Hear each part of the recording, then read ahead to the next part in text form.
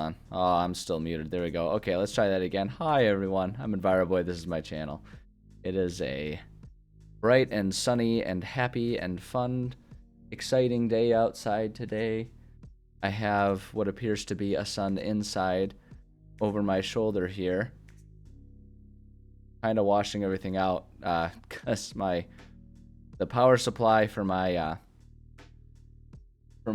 LED lights that I usually use for ambient light around here it died the other day. So oh good, we're having one of those days today. I can see we're dropping frames like nobody's business.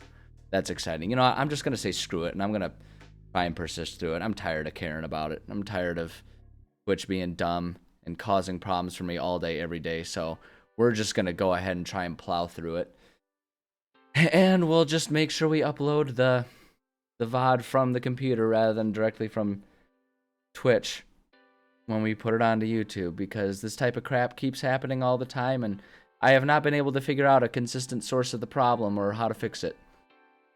And I'm tired of having my streams be, you know, on hiccup for it. So we're just gonna go ahead and see if we can't plow through, despite the fact that we're allegedly dropping, you know, 30% of our frames. That's wonderful numbers right there. Excellent. I've changed nothing. I've changed nothing about my setup in the past week since the last time we had this issue. I have no idea what it is. Oh, look at that. We're really going for big numbers. We're at 35% dropped. How about that? I'm just not letting it get me down. I'm gonna not worry about it. I'm gonna not worry about it. I'm just gonna try and just keep on pressing onwards, because damn it, I need to get some writing done today. I need to get some writing done because, as the title of today's stream implies, my players are about caught up with what I have actually plotted and planned out and like written out for them. Plotted and planned out. I've got like the whole thing pretty much plotted out at this point in time. My players are catching up to what I have actually written down and prepared for them. So we are going to try and press forward and get as much of this done as possible today. That way I'm actually ready for Monday when it comes. So let me bring us over to our live scene. There we are. I have cat cam set up today. This kitty is actually in a visible spot on the couch today. Get her kind of centered there. She's sleeping. She's having a kitty nap. As they do. It's kind of a redundant statement, to be honest, to say that a cat is sleeping. You know, there we go. So let's do some writing here today. I'm going to bring us over to our usual warm-up thing here. I gotta zoom. Well, that's a bit easier to see. So we are going to, let's see here. Yeah, so we gotta really change our format and stuff up here from last, because last time I worked on this particular set of stuff, come on, one note. Everything on this computer is exploding and not working for me right now. Oh man, it's maddening. It's maddening when computers just refuse to do what you expect them to do. And I should know better than to expect them to do anything. But alas, alack and alas, here we are. This is... Oh, that's an entirely different... Where do I have my template? Is this the current template we've been using? Yeah, this is the current template we've been... The one thing I'm going to get rid of, though, is I'm going to get rid of this. Just don't use it. I never use it. I never use it. Hey there, Drekken Arcades. How's it going? Good to see you. Hopefully the stream is at least somewhat smooth for you. I was commenting as we just started. We're having one of those days where, for absolutely no discernible reason whatsoever, Twitch won't let me have a nice smooth stream. So hopefully you can actually see what's going on. But I'm tired of sitting here fighting with it, trying 8 million things and having none of them make a difference, because just on a random day it's like, yeah, we're going to drop half your frames. Tried different routers, tried different cords, tried different settings on OBS. Nothing changes it. Just some days it's like, we're not going to work today. That's just how it's going to be. I wonder if it has anything to do with just the level of activity on the site or something like that. And since I'm just a lowly nobody on here, I don't get priority. I kind of figure that's what it must be. But, you know, you just don't know. So, but yeah, let's go ahead and have me stop bitching about it and just do some writing anyway, because that's really what we're here to do. Here to do some world building. So let's see here. So we're working on. We're just gonna do our little creative warm up here of working on our ongoing project of slowly converting all of the existing spells in the 5e spellbook to being potential runes that players can use and imbue on their weapons, because it's fun and it creates chaos, and those are two of my favorite things to have in my D&D games: fun and chaos. So we're kind of redoing some stuff that we've already worked on with our conjuration stuff, but I've since working on this, like, I think the last time I worked on conjuration was like a year ago, and since doing that, I've kind of updated my approach to it so it's a bit more functional of a system. So we're just going to go ahead and update all these things. And so we're on our level 2 conjuration spell. So we're just going to go ahead and pull up that big old list here. And now, assuming that internet works. Apparently it's not. Nope, I said I wasn't going to bitch about it anymore. We're going to let it go. Gonna let it go. Letting go is the hardest thing to do, because I love to complain. Anyone who knows me knows I love to complain. Air bubble. Do I not have Spelljammer yet? I don't know why I don't have Spelljammer yet. That's ridiculous. That's ridiculous that I don't have Spelljammer. I know some people have been super lukewarm about it at best, but honestly, I'm a sucker for space D&D. But we'll worry about that later, because I'm not going to purchase something on screen, because it's all I need is someone to get my credit card information or whatever. People that are way better at computers than me can figure that shit out. Anyway, Cloud of Daggers. I can't even figure out how to have a smooth stream. Look at that. I'm incapable of letting it go. Cloud of Daggers. Cloud of Daggers. Daggers. Diggers. Oh, the actual books for Spelljammer. That's a respectable move. The only reason I don't buy the physical books anymore is because I play online, like the game that I DM for, I play it online. And so when I buy the digital stuff on D&D Beyond, I can share it with all of my players so that they can have access to all the stuff for character building and stuff when I buy it digital. And I don't, like, I make a living with my day job, but not enough of a living to buy things twice. I'm not that rich. Because someone else stole my Powerball earlier this week. Golly. I was supposed to win that Powerball, and then some ding-dong over in California won it instead. It was supposed to be mine. Some people. Our guy, I love the graphic design, I love the books. That's fair. That's totally fair. I mean, like I say, you can kind of see, hold on, let me try and, I think if I turn this way and duck down, that top shelf on that bookshelf back there, all different tabletop RPG books. I do love having a collection, but it just financially doesn't make sense for me to do it. Because I'm with you. I love the art and stuff that they have in those books. It's wonderful stuff. So much fun. And there's just something nice about the tactile feel of holding a book, you know what I mean? Even though I pretty much exclusively read on an e-reader because it's more convenient to carry at places and it lets me read when I'm working out and stuff like that. Even though I pretty much exclusively read on an e-reader, I will always be nostalgic for and enjoy the feel of like a physical book in my hands. That tactile sensation is just, it's the best. It's the best. Anyway, Cloud of Daggers. Here, we got to take our spell stuff as written and we can modify it into a... So, paste all that in there, get rid of all this stuff because we don't cite our sources. That's ridiculous. What a silly thing to do. Alright, I'm not giving it away, claiming it's all of my stuff. Wait, hold on. Gotta go back here and bullet point this stuff.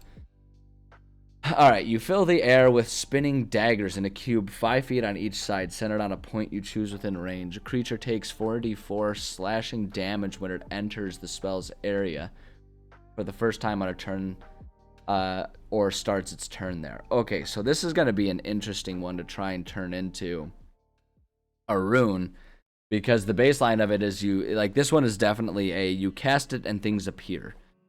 Which can make it hard because the concept of a rune is that it's just sort of like a permanent modifier to the item.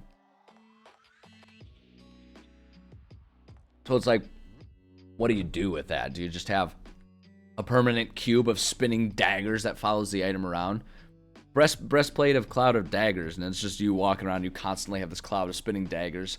Like, I'd shake your hand, but, you know, Oh, Graham, I'm so sorry. I forgot. I shouldn't have tried to hug you. No. Right. So we got to be a bit more creative with this one. And I feel like the trick for this one is going to be something along the lines of when a weapon is swung, like it leaves behind like a trail of spinning daggers or whatever that will like trail behind. It's like, you know, like when you're you know, watching a cartoon and they like swing their sword and you got that like little slash wake that gets left behind visually, so that way you know the sword's moving, because like seeing it move on screen isn't enough, right? It's like instead of it just being like, you know, a gust of wind behind the sword, it's a gust of daggers that just kind of like falling behind to do more dagger damage or something. Kind of what my initial thought is. It kind of limits what it would make sense to imbue with it, but honestly that's kind of true for most things that you're going to imbue on a weapon, or on any, or most spells that you're going to imbue on an item, right? There's going to be things where it makes sense and where it doesn't make sense.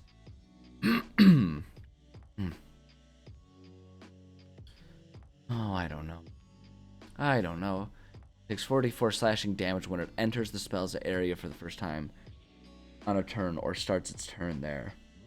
I mean, the other thing you could do is you could basically just turn it into a reusable Cloud of Daggers grenade, but I feel like it's really not much different than if you just put a spell scroll, and like the concept of the runes is that they're supposed to be different than a spell scroll, right? It's boring if you just like use the rune to make an item spell scroll rather than a spell scroll, you know what I mean? It's not different and fun enough. So I kind of like the area where, or the idea. So let's see here.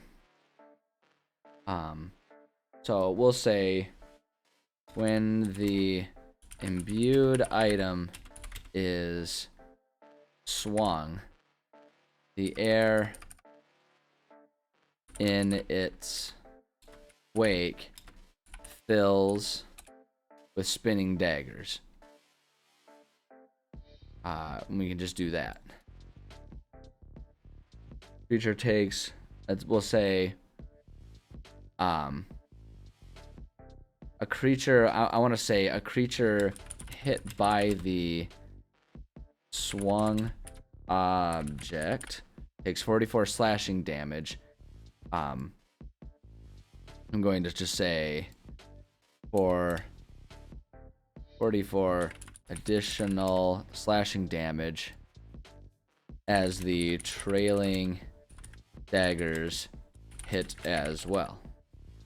And you can just leave it like that, right? So it's like that, like it has that wake, that slashing wake of more bonus daggers that come in and do all their daggery things. I think that works. It's not exactly a cloud of daggers, but like I say, it's just kind of a tricky one to conceptualize as an imbibement. Daggery things, you know, as daggers are wont to do. Hey, Shakespeare made up words. I can do it too, okay? Yeah, honestly, I think that is fine as it is. Yeah, it's more like a tail fin of daggers, but you know, it kind of still gets the essence of what we're trying to accomplish with this rune imbibement here. So honestly, I'm content with that. I think that works. At higher levels, when you cast the spell, okay, so first off, when you imbue the item at when you imbue the item at and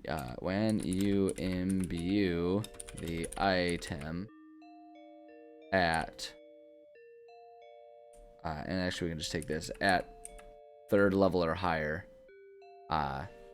the damage increases by 2d4 for each level. We'll just say level above 2nd, because the whole concept behind it is that it takes time, energy, and resources to imbue this thing. It's not like, that's how it's a little different from, you know, your standard Pathfinder approach to things, right? Where it's like with Pathfinder, it's just like, hey, we found a rune, I put this on my sword, and it's like there. It's very, very game mechanic-y. And when I'm doing this with my players, this rune system that I've come up with, it's like a project thing. So if they find a rune that they want to use, then they can do that. But it's like, depending on the level of spell that the rune has, it takes more time, takes more resources. They have to find more unique things for, you know, casting the spell, so to speak, or more resources, and or it costs more money to go to a professional and have them put the rune on there, right? So it's like you can do these things at the higher level so that your weapon is more intensely imbued. But it's like, the general concept here is that, like, a 9th level spell putting on there, that's actually in theory something that would take, if someone's just working on it like in the evenings or whatever as part of a crafting thing, that's like trying to build a house for, you know, 1 or 2 hours a time in, you know, at by the campfire for an hour before bed, right? It's like, so you can kind of go these higher levels and let these weapons have these more intense runes, because it's like, geez, by the time they do that, it's going to be so far along that they're going to have leveled up enough that it's not actually going to be the game-breakingly powerful thing that they have at level 1 or whatever it is. So I usually feel pretty free to go ahead and let these things get pretty powerful. Because, I mean, it gets to a point where it's like you got like 30 daggers or whatever, just like trailing behind and hitting them, doing all that extra D4. So that can be a lot of damage. But if it takes them, you know, from, if they find the rune for this one, you know, it's a level 2, when they find the rune at, you know, when they're all at level 4 or 5 or whatever, and then it takes them until level, you know, 18 that they finally have this thing doing it. It's like, well, geez, yeah, you've earned all that extra stuff. You played the long game, and you were patient. Like, you earned that crap, man. Enjoy it. At any rate, I think that works. Type of item it can enchant here, so I always do a little bit. Hold on, I've been changing this a little bit just to make it a bit more visually functional. Type of item it can enchant. So, like, in theory, any of them can enchant anything. You can put it on there. It's just like, you know, because it's like a swung object will leave the items in its wake. If you decide to put it on your shoes or something, it's like, you better run real fast. Those better be some damn Air Jordans for you to leave behind, like, a wake of air. You know, maybe if you kick someone, it'll also hit them with a couple daggers, dagger kick.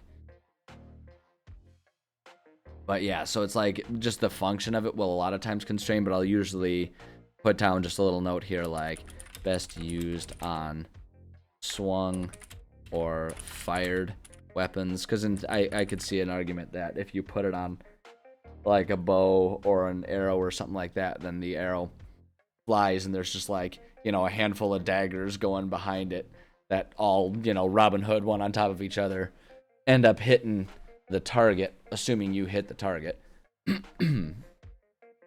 That's the other thing that limits this one too a little bit, is because, like, the potential for this to become overpowered is when you consider the fact that it's just a permanent modifier to the weapon, right? So it's always doing an additional 4d4 with that weapon. So if you have a, you know, a great sword that you put this on, you're always doing up to 16 extra damage every turn.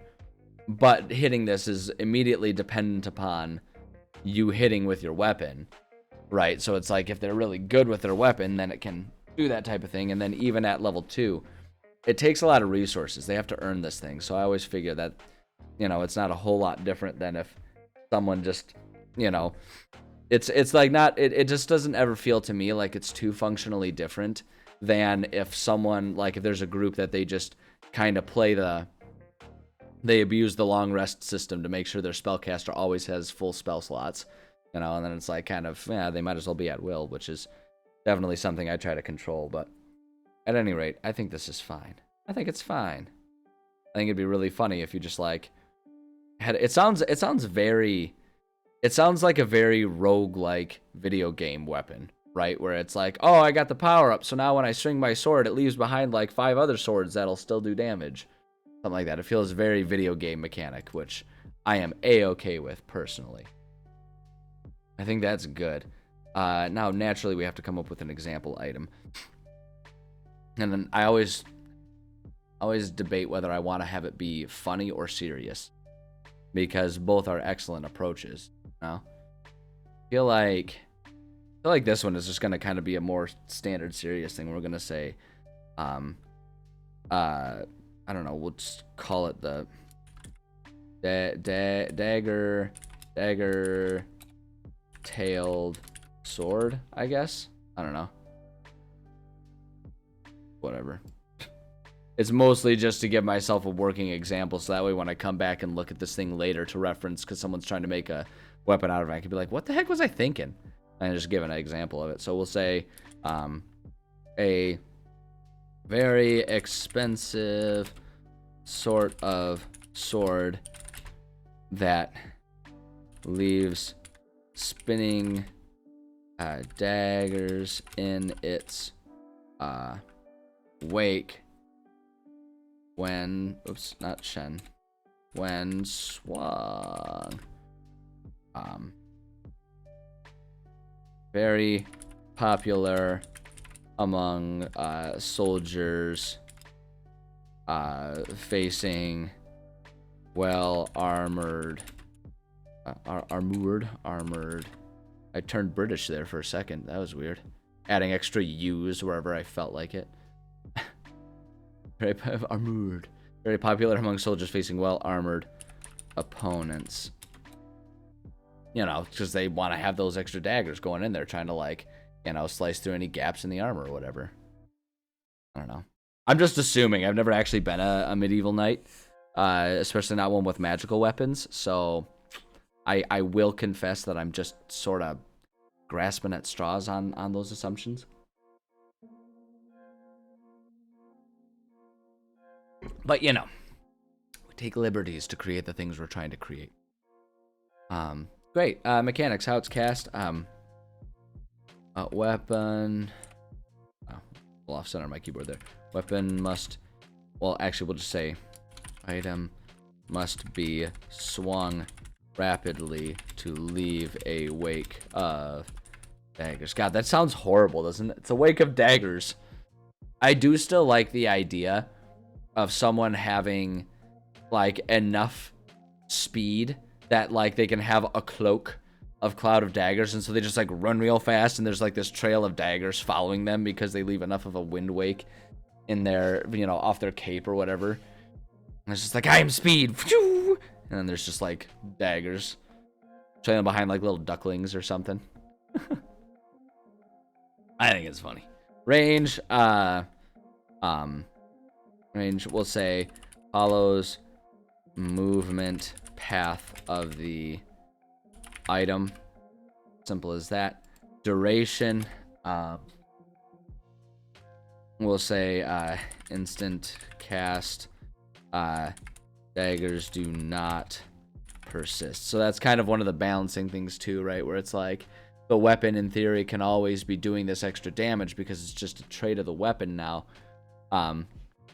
But the flip side of it is it doesn't leave behind that cloud. It doesn't do anything to manipulate or control the battlefield like the standard cloud would. Where it's like you could, in theory, put that right by a door to stop enemies from coming in and out of it, right? It's like you can't use it that way. So that's kind of one of the equalizers of these things. Attack or save, it's just going to be... we'll say weapon attack determines. I had it right the first time. Determines. Always like that when I spell something right, and then I get in my own head. I'm thinking like that can't be right. I don't spell that well, and then I go and change it, and it was right the first time. It's like sitting there taking a test, right? And you're like multiple choice, and you're like, oh, the answer's B, and then you go back and you're like, oh, but what if it isn't? What if they mean this thing? What do they mean this? Oh god, oh no. And it was like you had it right all along. Number of times I did that when I was still a student, oh my lord. I was like one of the biggest culprits of that crap. Where I would start off thinking I knew the answer, and then I would overthink it, and I would think myself out of the correct answer. Drove me insane every time I do it. Like I swear to goodness, every multiple choice test I ever took, at least like 2 or 3% of the answers I would do that with, right? 100 question test, there would at least be 2 or 3 that I would do that. It was ridiculous, absolutely ridiculous, and I'd scold myself every time. I'm like, just trust your first instinct. That's what every person who helps, who like gives courses and instructions on how to be a better test taker, says trust your instincts. And I never do it. Never did it. All right, I don't think there's any additional notes. I think we're good to go on this one. Yeah, that's fine. Now we get to do the fun part here, where we get to decide. So because this is a crafting mechanic that I let my players do on their own, and anyone can do it. You don't have to be, as far as I'm concerned, you don't have to be a magic user. You don't have to be a magic user to be able to go ahead and imbue, because you've got the item there, and so it's just a matter of crafting and transferring that magic over. And so with the right instructions and following the right procedures, you can do it. But the less good you are at magic, the more likely you are to accidentally make a sentient or a cursed item, which is just super fun. So naturally we have to figure out what'll happen if it's sentient or not. Never trust yourself with anything. That's, you know, honestly, that's like one of the worst bits of advice, but at the same time, like, I feel like so many of us live by that anyway. Like, you should trust yourself, generally speaking. You know, you should trust your instincts and all that stuff. And if you can't trust your instincts, you should work on getting better, you know, learning to be mindful of things. Like, that's the thing about it. Like, instincts are just repeatedly learned behaviors. So it's like you can change your instincts. You know, at least to a certain degree. I mean, like, some instincts you can't really change, like when it comes to survival. Like, you'll never change the instinct to find fresh water when you're thirsty. And you wouldn't want to, right? You wouldn't want to. But it's like you can, there's a certain degree of change you can invoke in your instincts. So it's like kind of a matter of you gotta train up your proper instincts so that you can trust them. I mean, that's the whole thing with all the kickboxing I do, right? You train and you practice so that way you can improve your skills. And like you practice things and you rep it out so many times. The reason you do the same punch, you know, 8 billion times is so that way it's an instinctive thing. You don't have to think about it, and so you can just trust it. You know, so it's like you should be able to trust yourself, and if you can't, then you got to work on just mindfully training yourself. Trust yourself to not get into a car wreck while driving, because I absolutely trust myself to not get in a car wreck. The risk with a car is that I can't trust anyone else. I'm that guy who, like, I follow speed limits. I use my turn signals. There can be no one else on the road, 2 a.m. in the middle of nowhere. I will still use my turn signals because I do what I'm supposed to do. I absolutely trust myself to not get in a car wreck. It's other people that I don't trust. Other people are psychos. But I trust myself because I go through great pains to make sure that I'm as safe as possible when I'm driving a car. That's the whole point of it. That's the whole point of it. And if you don't trust yourself, I'm gonna go ahead and I'm gonna lay some harsh truth on you here. If you don't trust yourself to drive safely, don't fucking drive. Don't do it. And maybe you already do that. I know a lot of people make that choice, and that's fine. But yeah, if you don't trust yourself to drive, don't do it. Don't do it. Get an Uber. Get an Uber until you can learn to trust yourself and drive well enough to trust yourself with it.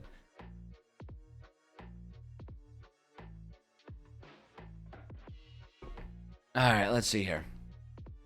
What happens if this is a sentient item? This is an interesting one. Like, cause the way I always do the sentience, right? If an item is good, it means it does something a little extra beneficial for the owner. And if it's evil, it'll do something extra mean to the target. If it's lawful, it kind of focuses its efforts a little bit, and if it's chaotic, its efforts tend to be a bit more cloudburst. And so this one's kind of a tricky one. Let's see here. Like, what would be an extra benefit of like these Trail of Swords? I'm wondering if it's like,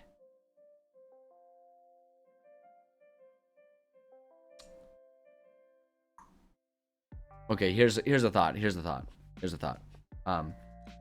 If it's good, let's see here. We'll say, trying to think. Okay, I feel like I have something for everything except for what's good. So we'll come back to that one. So if it's an evil thing, my thought here is that the trailing daggers are particularly intent upon hitting the target. If the attack roll misses, the target must still make a Dex save, and we'll set that to a DC 12 because it's a level 2. DC 12, and on fail, we'll still take half of the additional dagger damage. So it's like, even if you miss, half of those daggers will still manage to hit, right? Because they're going to actually sort of target the opponent there. So I think that's good. And you know, we make it a little bit weaker. We only do half damage on there because it's like you still missed your attack, so maybe it shouldn't necessarily be the you know, the full-blown damage there, but give a little something. That's the whole point of it. A sentient item is a little extra beneficial because the other thing about the sentient is it's kind of meant to be the yin to the yang of a cursed item, right? Where a cursed item will definitely have some big problems with it. A sentient thing is kind of like accidentally a little bit better than standard, because it's a thinking item and it'll work with you.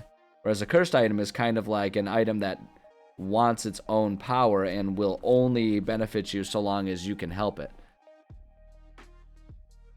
Let's see here. So a lawful one, my thought here is, we'll say the daggers, we'll say the daggers are, I'm trying to figure out how to describe this. What I'm going to do is I'm going to have it be like the daggers can travel up to 5 feet further, so they could, like, essentially you can fling the daggers by swinging it even if the enemy isn't nearby. So we'll just say the daggers are flung from the weapon in the direction of the swing. We'll say daggers can travel 5 feet. 5 feet to hit a target. If target is wait, hold on. Dagger. We'll just say daggers have a range, just to make it a bit clearer. Daggers have a dagger shave. Dagger shave. That's like using a dagger to shave. That's very medieval right there. But it's not what we're talking about. Daggers can travel 10 feet to hit a target. If a target is within 5 feet, 5 feet, the daggers stop. Stop upon impact. So it's like you can't try and double up and hit 2 guys with it, right?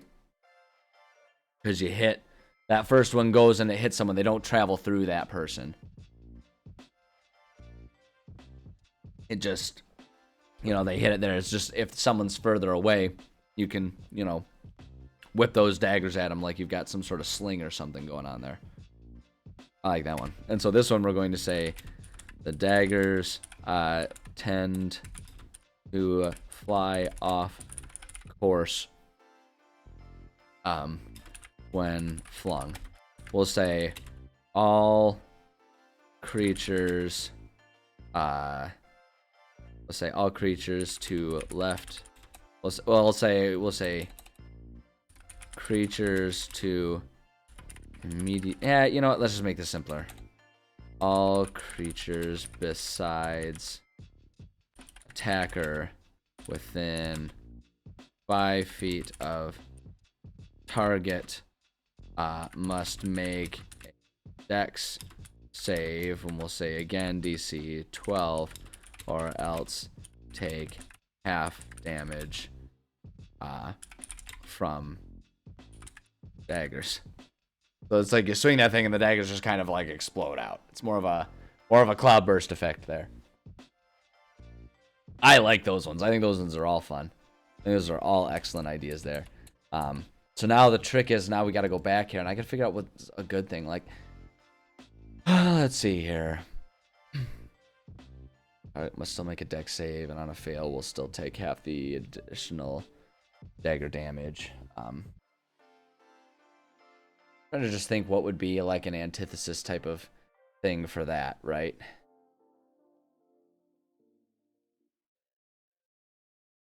Because like I say, it's always like the distinction between good and evil is always good is it does something good for the owner, whereas evil is it does something bad for the target, right?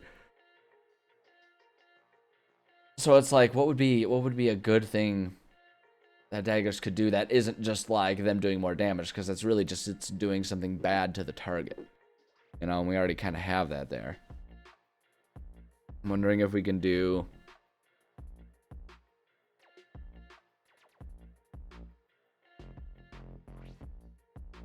Golly, this is a tough one. Like what's something beneficial that a dagger can do for someone?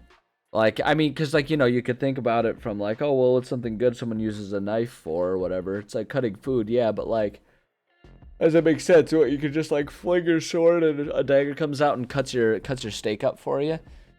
You know what I mean? It doesn't quite fit.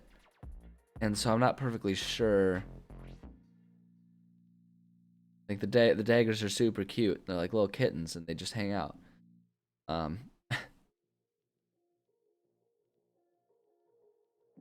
And upon hitting the target, if the attack roll misses, the target must still make a dex save. At a fail, we'll still take half the additional dagger damage. Daggermage, if you will. I don't know. I almost want to keep working on the cursed and come back to that one. I can't fathom what would be a good modifier there.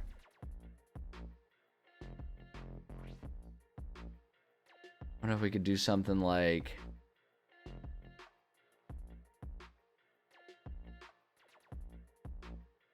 Because, like, I don't want to just, like, add leeching to it, because that's just an entirely different spell than creating daggers, and that kind of defeats the purpose of a rune.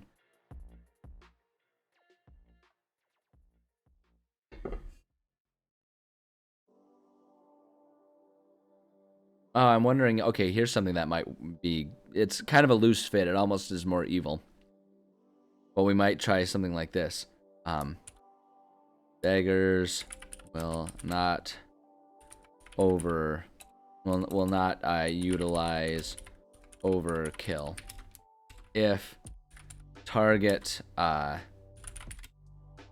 no, I guess that doesn't really make sense because you don't roll each of them individually like it were multiple daggers. I was gonna say it's like if you kill it with one of the swings with those things, any additional lives would continue on to the next one, but that's a hard one to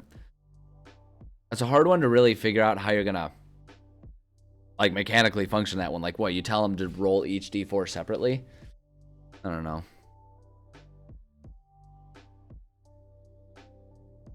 And it's like I don't want to change the damage dice because like doing, you know, 4d4 is already the best. Like, you know, you could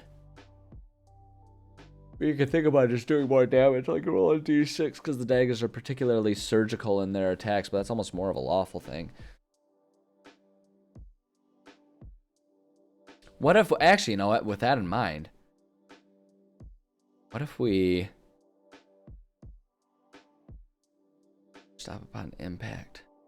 I'm wondering if we take the lawful one, and maybe we could put that one here in good. It's a loose fit, but I think we're just kind of stuck with that going to be a loose fit. And now for this one, we can do the knives are surgical in their aim and we'll say can do a little more damage.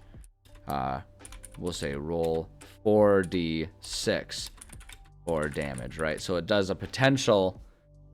I mean, it could potentially do up to 8 more damage. It's unlikely to do that much. It'll, like, functionally end up doing 3 or 4 more damage on any given roll. Statistically is probably what that would do. So that's a little much, but I kind of like the idea of doing that just because, like, like I say, the like flavor text of that is just that the daggers are particularly surgical and they can hit. And I think that kind of fits for lawful, which is always just like, a more focused type of attack that ends up being more powerful because of that. It's just like a well-aimed shot or whatever. So I think that works. I'm satisfied with that. And I'm not just saying that because I am excited about the next part, although I am excited about the next part, which is, of course, figuring out what to do if it's cursed. I love thinking about cursed items.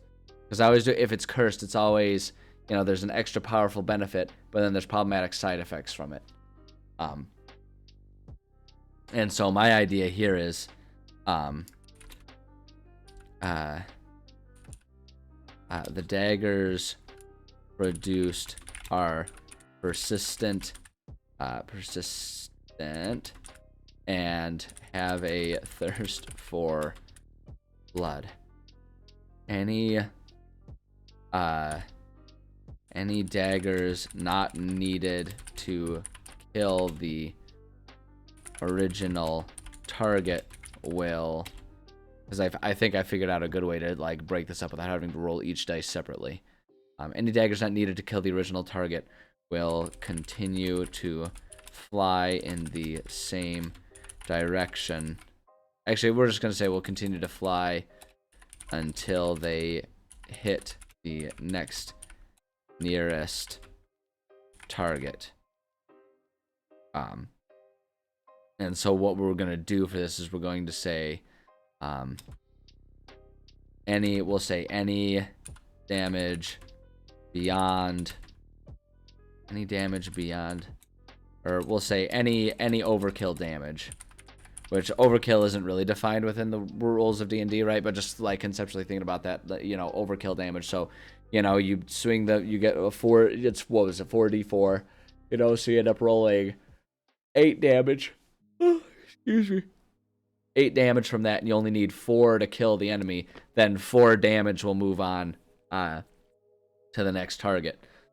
So any overkill damage is applied to next nearest. We're gonna say creature, actually. Let's say instead of target, we're gonna say creature. Right, because then the idea here is if multiple other creatures are equidistant, we'll say split the damage between the multiple creatures, and we'll also say if owner is the closest creature, the owner takes that damage, right? So it's like if you're the closest one, those knives will still come after you, or if there's no one else left on the battlefield, that you and your compatriots will take it, right? Excuse me. So, like, and that's where the problematic side effect is. So, and actually, we're going to go ahead and say, we'll say if owner, that, paste that right there. If owner or an ally, the closest creature, yeah, so we can do that. And that's kind of what our drawback is. And so that's the type of thing where it's like having that thing can seem extra sweet until at one time when you're like, oh, I'm going to finish that boss, and you kind of get that overkill. And then your teammate nearby that was hanging on by a thread by like one dagger suddenly gets stabbed with it. Like, oh, great, I just killed my teammate. Or you have to sit there. Oh, excuse me, I apologize about that yawn. You have to like sit there and think to yourself like, okay, there are no other creatures nearby me. I'm the closest one. I will be probably taking some damage from this. Do I use this weapon, right? And to me, that's where like just sort of the agent of chaos type of concepts comes from. It's like, what are they willing to sacrifice in order to gain those benefits of this vile accursed item? I like that. So then the last thing is what it takes to remove. Must be removed magically, naturally, if player tries to abandon the item. Daggers will spawn and follow, doing damage. I want to say doing 4d4 damage every 10 minutes until the owner retrieves the item. So it's like if you try to get rid of the item, it'll do that. One thing I was thinking about with these is like with all these cursed items, I haven't really thought about or considered, excuse me, what if a cursed item, because like someone couldn't willingly give away a cursed item, right? If he tries to abandon the item, obviously it's there, so he can't do that. But what if it's stolen? It's not the person abandoning it, so the item's not going to feel betrayed and want to get back at them. And so I always kind of wonder about that. And my thought is always, if a cursed item is going to be stolen, probably what it'll do is if it doesn't want to be stolen, if it doesn't like the creature that's stealing it, it'll just sort of, it'll sort of self-cast and just like start using the daggers to hit the person grabbing it. So like in this case, it would be the daggers to start doing that to the person that grabbed it. Or if it's content with being stolen because it feels like the person who stole it is more powerful or something like that, it'll be like, okay, sounds good. And it'll just kind of go quietly and willingly. But kind of inconsequential, but it's just, you know, it's something I think. It was a thing that I was thinking about the other day. What's up, kitty? You there? You coming up or what? Like, I don't know. I was having a cat nap in the sun and now I'm disoriented. That's a good kitty. But there we go. All right. That's a good warm up. Our cloud of daggers. You know, just a cloud of them. God, can you imagine like a literal cloud of daggers? Maybe that's what hail is. Like nature's cloud of daggers. I don't know. Hi, kitty. Aw, look at this little sweet girl. Look at this sweet girl. Hold up. Cat cam. There she is. Ta-da! Cat cam. Aw, that's a good kitty. She's like, I want snuggles. I'm coming over because I want to be snuggled. A little bit there. I know, kitty. Oh, I know. It's a good kitty.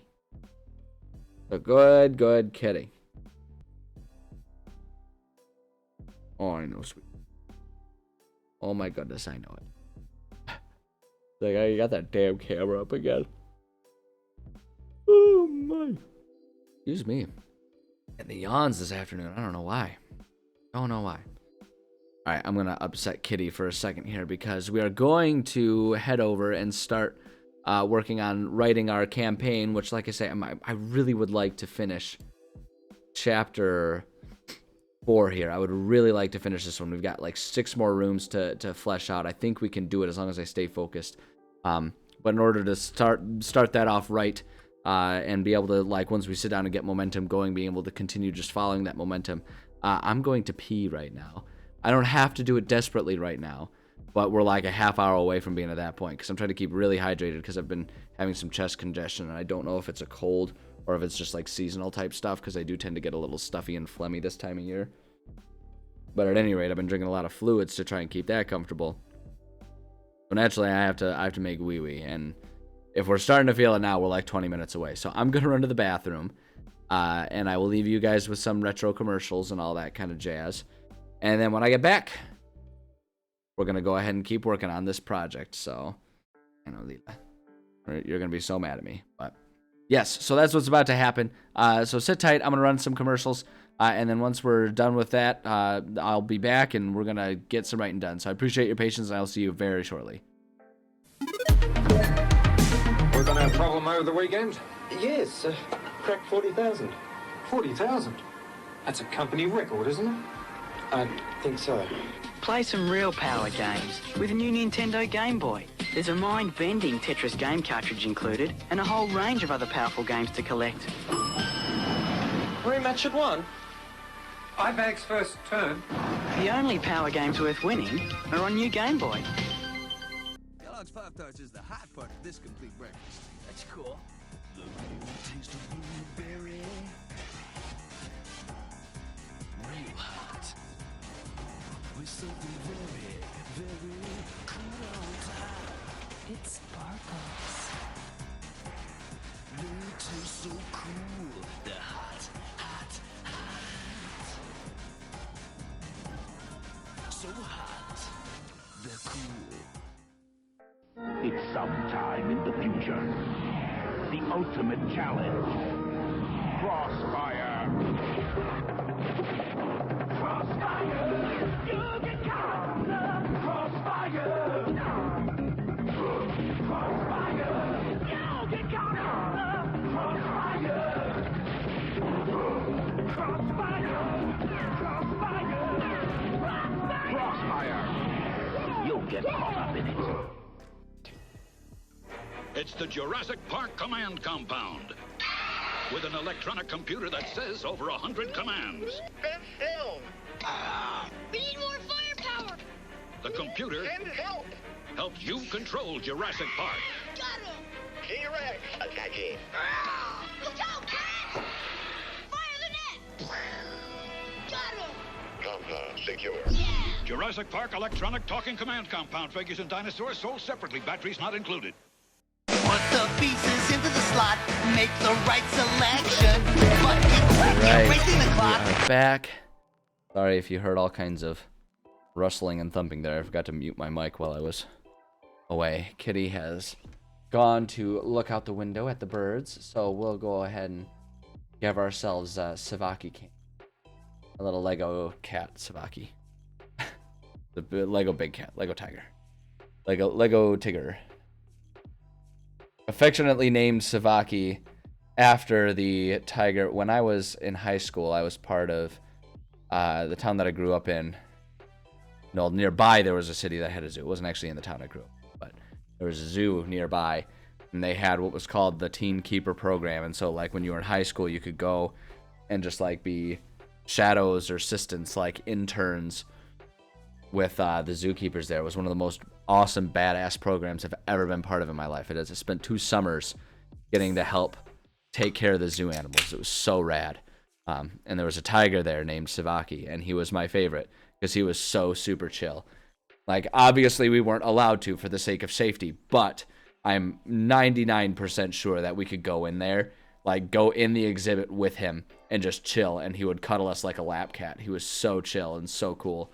Because he was born in captivity. I think he was like a rescue, because he was like born in captivity, so he was like raised by hand by people, and he was like rescued from, you know, like one of those situations where some ding dong in like an LA apartment thinks they can have a tiger in there or something. And he was like rescued from that type of situation, I'm pretty sure. I don't remember that exactly, so don't quote me on it, but at any rate, so he was like super used to people and like trusted people like nobody's business. So whenever we would go in there to feed him, he would be like purring and brushing against the exhibit walls and everything, because he wanted us to be in there with him. He was a real sweetheart. I liked him. So in honor, we have our Lego tiger named after him, Savaki. Unfortunately for Lego Savaki, Real Kitty has shown up, and Real Kitty gets precedent because it is cat cam after all, and it was intended because Leela's absolutely stinking adorable. Yes, you're stinking adorable. Mwah. Well, Kitty. And so she's gonna hang out here with us then. She gets to, I know, yeah, you get to be the focus of cat cam.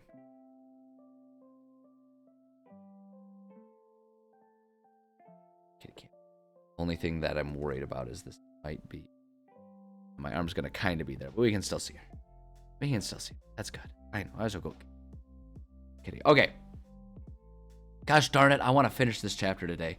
I'm going to do my best to still be attentive and interactive with chat, but if I seem a little hyper fixated on getting this done, it's because I'm hyper fixated on getting this done. I don't think we quite need it for this coming Monday, with my D&D group, because we're building the campaign that I'm running. Like I've already got it mapped out, but as far as like I've got like all of the main points and everything plotted out, I should say. And now we're just like creating all the details and everything that go with it. And we're just kind of doing it. Usually I like to be much further along as far as the prepping for everything goes. But the campaign that I had been using or had been running them, we decided to switch because we had group lineup changes, and it kind of felt wrong to the group when we lost one of our players to keep going without a character. So we started a new one. So I kind of was like, well, I've got this idea that I know like what everything is. I just haven't created it in, a digital campaign format before. But anyway, that's what we're working on here. And so I got to get this done, and I don't think we'll need this for Monday, but we're probably within 2 sessions away from it. So if we move quickly on Monday, we might kind of get to it, and we might be at a point where I at least want to have the maps ready for them. So I want to finish this. So this is the map that we're working on. We got to finish just ironing out all the details of what exists in all of these rooms. We kind of have it roughly figured out, right? We kind of figured out this one's got, room 5 has an easy battle and some resources. Room 6 has a medium battle, so on and so forth. But now we got to write up all those details. That's what we're going to do. We're using this new format, this new template that I built a little while ago that really focuses on as you can see, the who, what, where, when, and why of everything, to make sure that I'm world building in as complete a way as possible, because that's the other thing about it too. For me, the world building is what's fun. A lot of DMs will feel discouraged and avoid putting tons of details because they're worried about spending time on things that their players won't encounter, and I totally get that. But for me, the detail of world building is what the hobby is. Being a DM just gives me the opportunity to share some of the things that I create. But honestly, just sitting here, mapping out, thinking, visualizing exactly what exists in any of these rooms, that's exactly what the fun hobby of it is.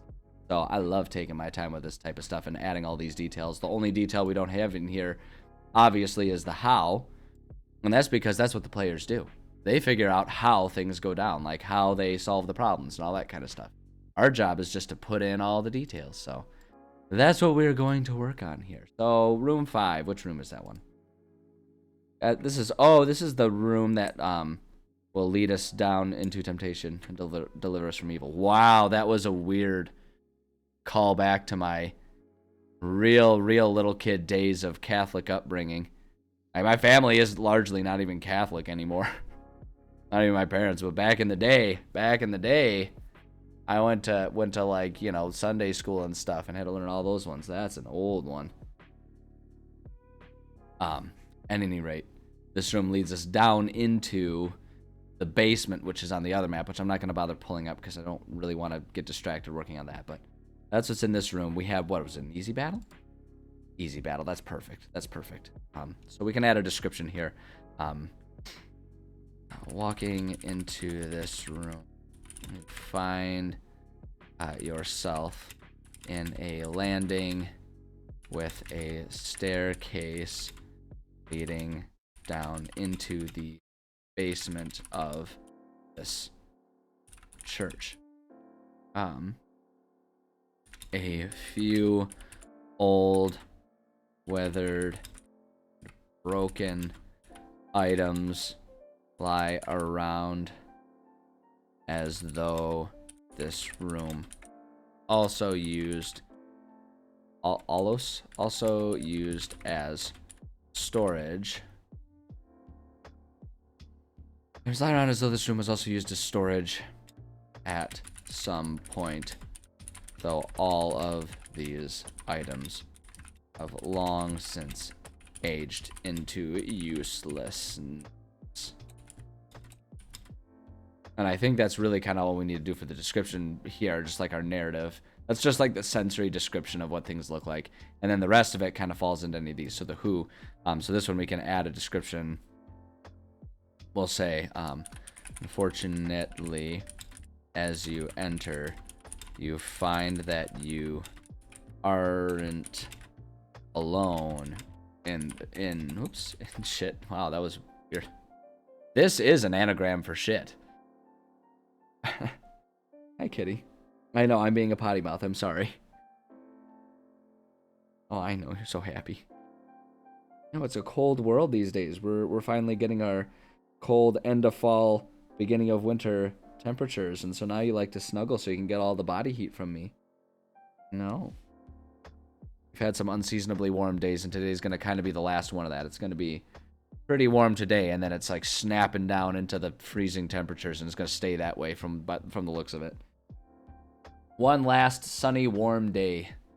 After that, it's over.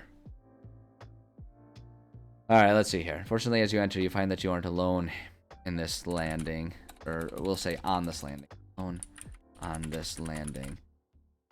As a collection of Snolls. Again, Snolls being anyone unfamiliar. Snolls being the gnolls within this snowy environment. My players dubbed them Snolls, and that was too perfect to ignore. And frankly, when they said it, I was annoyed, not because of like the ridiculousness, but because they thought of it before I'm writing the damn thing. I had months heads up notice that we were dealing with snowy gnolls. Now I couldn't think of Snolls. I mean, just listen to me. I've dropped like 18 casual puns in the past 20 minutes.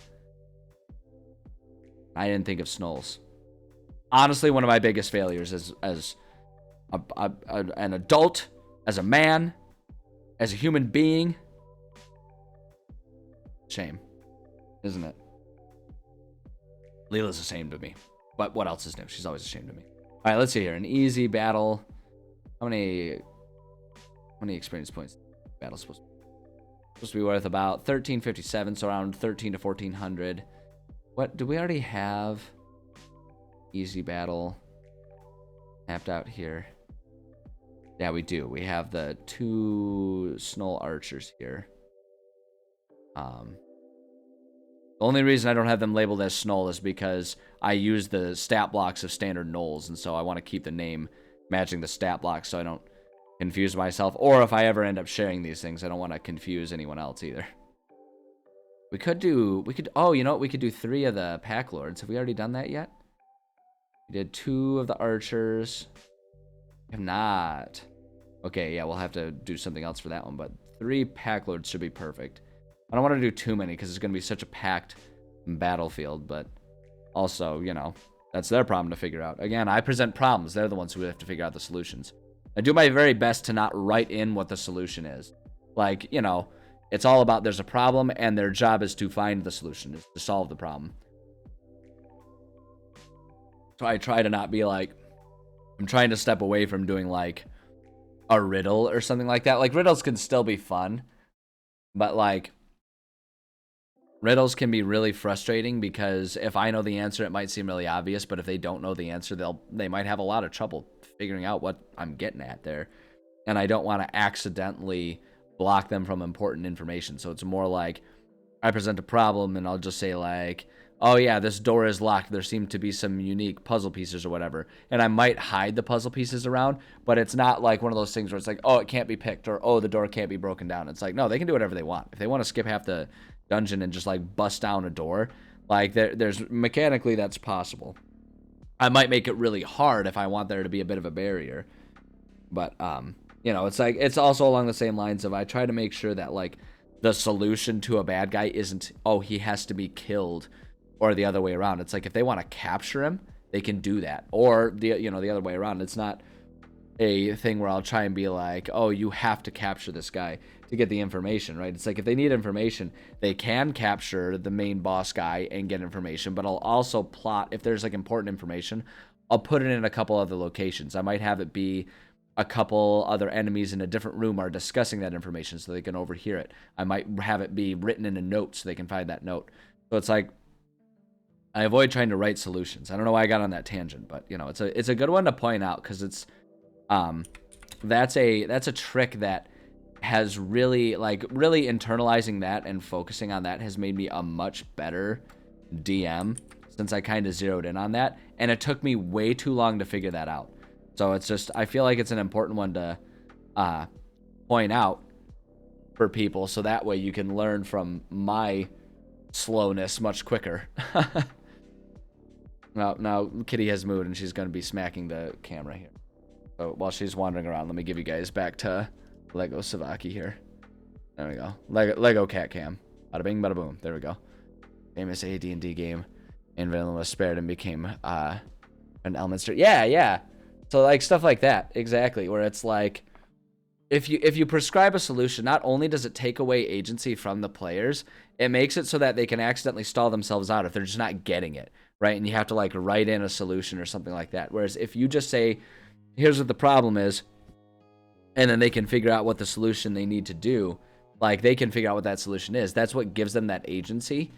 And it also makes it a bit easier for you on the writing standpoint, because then it's just like, the way I think about it is like, I come up with a problem, and then I just kind of come up with a couple potential resources that could help solve that problem. And it's up to them if they use those or not. It's not a mandatory thing. And so it honestly just makes planning a lot easier. Because then you don't have to, like, you know, figure out how to, like, usher them in, you know, from room to room without it feeling like a railroad. It's just like, yeah, no, like the resources are available. If they search around, they can find those resources. Or if they don't want them, then they don't have to find them. They can just figure out what they want to do. So, okay, so let's see here. The what? Any objects helpful or harmful in this room include treasure and traps, etc., etc.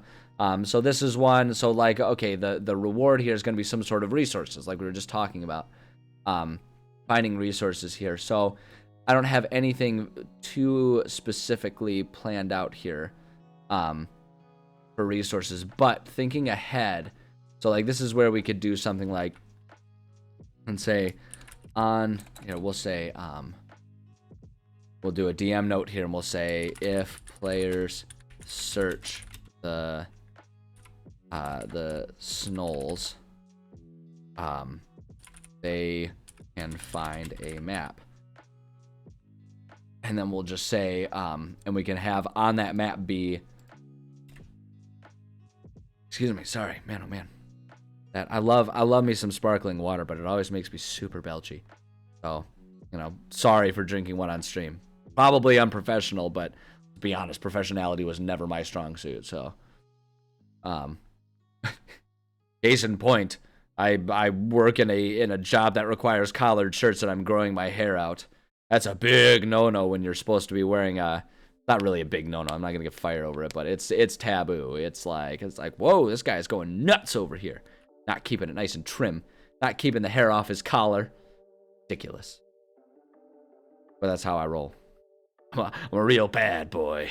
I grow out my hair, and I play Dungeons and Dragons, and I don't care who knows. Should use my Clint Eastwood voice all the time. Players search the Snolls, they can find a map. There. As you rifle through the pockets. The pockets? Pockets. You play up here, bald, so I don't have to deal with it. That's fair. That's right. I feel like bald, depending on how stuffy the environment is, I feel like bald is one of those things where it can be only like really only a step up from long hair, but that one's all, but like, and the reason that being bald has more leeway is because there are modifiers for age and how hip your field is, right? Like if you're like a businessman who has to like make sales and stuff like that, being hip can make it so that being young and shaved head, you know, and going bald, then you're good to go. Or if you're just old enough that it's reasonable for you to be bald, you can get away with that.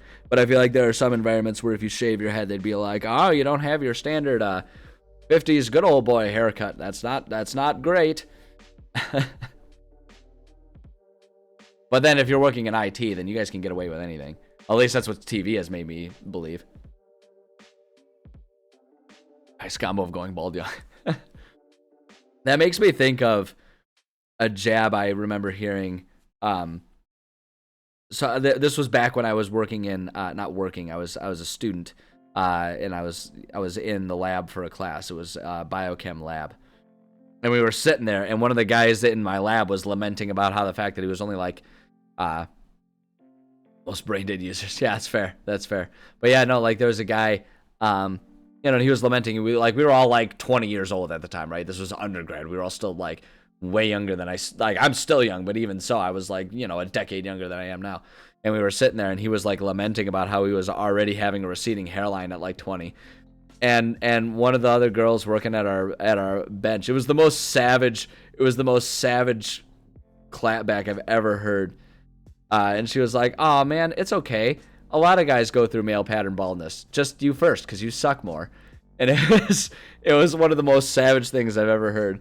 And he sat there and he laughed, like he took it well, because she was just screwing around with us. That was the vibe we had at our lab bench. But that was one of the best ones I've ever heard. It was so brutal, so brutal. Anyway, as you rifle through the pockets of these snolls, I'm not going to specify whether they're alive or not. As you rifle through the pockets of these snolls. So just, and like the way I always do it, red notes are like, that's where I just put all the mechanical functional stuff for the DM that you don't read aloud. Everything in black, I make it so that it's narrative. So that way if I'm having, right, it was so ice cold. But so that way, if I'm having a brain fart night where it's been a long day at work and I'm sitting there trying to run a game and I just can't ad lib descriptions and stuff, I can read anything that's on in the black stuff, and I can just like read that to players to kind of set the scene, even though it feels a little robotic because I'm reading a script at that point. With my group, it tends to be better if I just sort of like know the area and describe it to them. Makes it feel a bit more fluid, and it's a bit easier to match the tone of the game, you know, because some nights everyone's feeling pretty serious about stuff. Other nights they're feeling real slapstick and Three Stooges about it all. So it's easier to match the tempo of the game if I ad lib it, but some nights I'm just not there, so I try to write up a narrative that I can just read, so that way it's there and I can still provide a good game for my players, even if my brain is all like, yeah, we're not doing it tonight, because I always hate that. I hate when I'm not on my game and I just give a subpar experience to my players. It's like, boy oh boy, what's the point of us sitting here if I can't give them a good game, you know what I mean? So as you rifle through the pockets of these snolls, and just like saying through the pockets, not specifying whether they're alive or dead, so they can, you know, whatever they decide to do, you see that one has a small piece of parchment folded up in its pocket. Did you rifle through the pockets of these snolls? You see that one? I'm going to change this. Folded up parchment. It just seems like poor writing to say in its pocket, in the pockets in its pocket. Like use the word pocket twice in the same sentence. It just didn't flow right. Small piece of folded up parchment. On this parchment is a map with a marked trail leading to the other Snoll encampment. Boom, there we go. How's it going, King Julian? Good to see you here.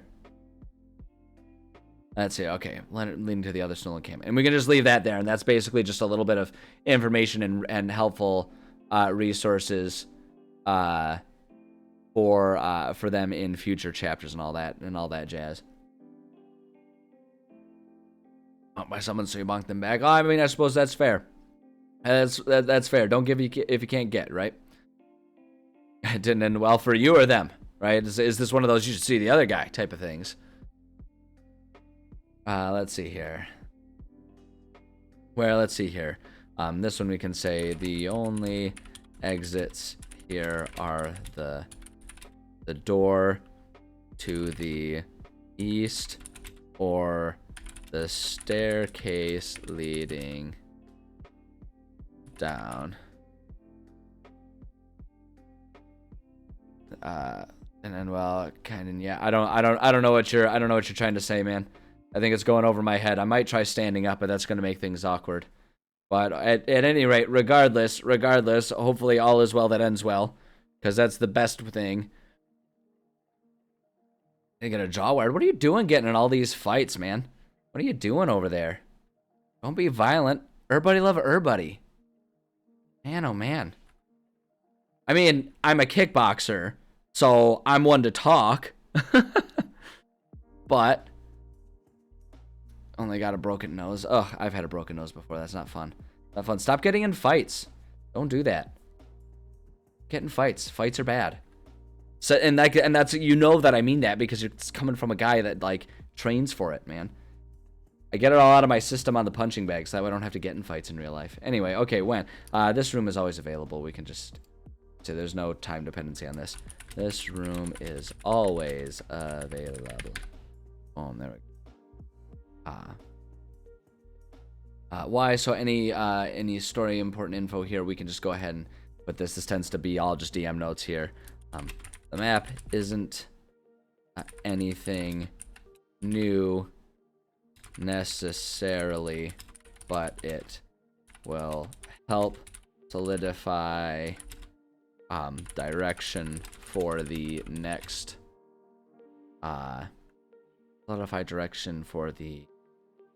next let's say chapter for the players. Boom. And the reason was valuable, a very valuable reason. Beating someone up for money. Look, man, I'm not gonna sit here and judge. I'm just saying. Fights lead to injury and people getting in legal trouble. Avoid them if you can, man. All right, let's see here. I think that's everything we need for that room. That room's in and of itself not super important, other than connection into the basement. Those stairs lead down, and that brings us to our basement. I think that's fine. Just, man, I don't. Okay, all right. I'm gonna walk it back. I don't want to sit here and scold you or anything like that. All right, it's fine. I trust that that you did everything that you had to do and nothing else more. It's good to go. Oh, thank you. Yeah, this is the upstairs of our temple area here. I'm trying to populate it, and I gotta finish it. I gotta get this done by Monday, because my players will likely show up here during our next session on Monday. So yeah, I gotta get my keister in gear because I've been so busy with other projects that I've neglected getting this one done. Okay, so I think that's really, yeah, that's all we need here. We've already got some stuff there. I mean, I guess we could add a little bit. Let's see if we go to scatter tool, go to like clutter. We can just add like a couple broken items kind of nearby here. Just do like scatter so that way things are not exactly like uniform per se. Set up a couple broken items there. A couple dishes and glass or something there. There we go, just to make it look a little bit more. Boom, there we go. Oh, that's good. The program I'm using is Dungeon Draft. And I'm a big old fan of Dungeon Draft. There are a lot of really good map making softwares out there. But Dungeon Draft is the one that I use. It works really well with the virtual tabletop system that I run my games on. And yeah, it makes some nice pretty maps. It makes even an unartistic little puke like myself, it makes me look like I'm kind of good at making things. So, you know, that's neat. Save, that's good. I think that one's good. So the next one, so room 6. So now we're working on pretty much all the outdoor areas, I'm pretty sure. So these ones actually should be quicker descriptions because it's basically just different parts of the field as they're going that are going to have different levels of, different numbers of like guarding of snolls that are on guard and on patrol here and everything like that. Yeah, absolutely check it out. Absolutely check it out. It's not free, but it is one-time purchase. You don't have to like have a subscription for it, which is nice. Yeah, okay. Okay, yep. Medium battle. So this is as you climb up the hill towards the church, you see a few more. That's it. You see a few more snolls out on patrol. They seem lazy and disinterested in their duty, though there are few places on this hill that would allow for sneaking past them. Excuse me. Yeah, so like this is so the challenge here, the problem, so to speak, here again is that it's just simply that they're out in the open. And I'm not gonna like say, oh, here's how you have to do it, like you have to battle them or anything else, but it's like, yeah, pretty out in the open. You guys want to go through the front door because the front door is right there. I guess I should probably describe that the front door to the church is right there. But if they want to use the front door, they gotta just go right past these guys. They have to find some way to get past them. You know, if they want to try and distract them, they can do that.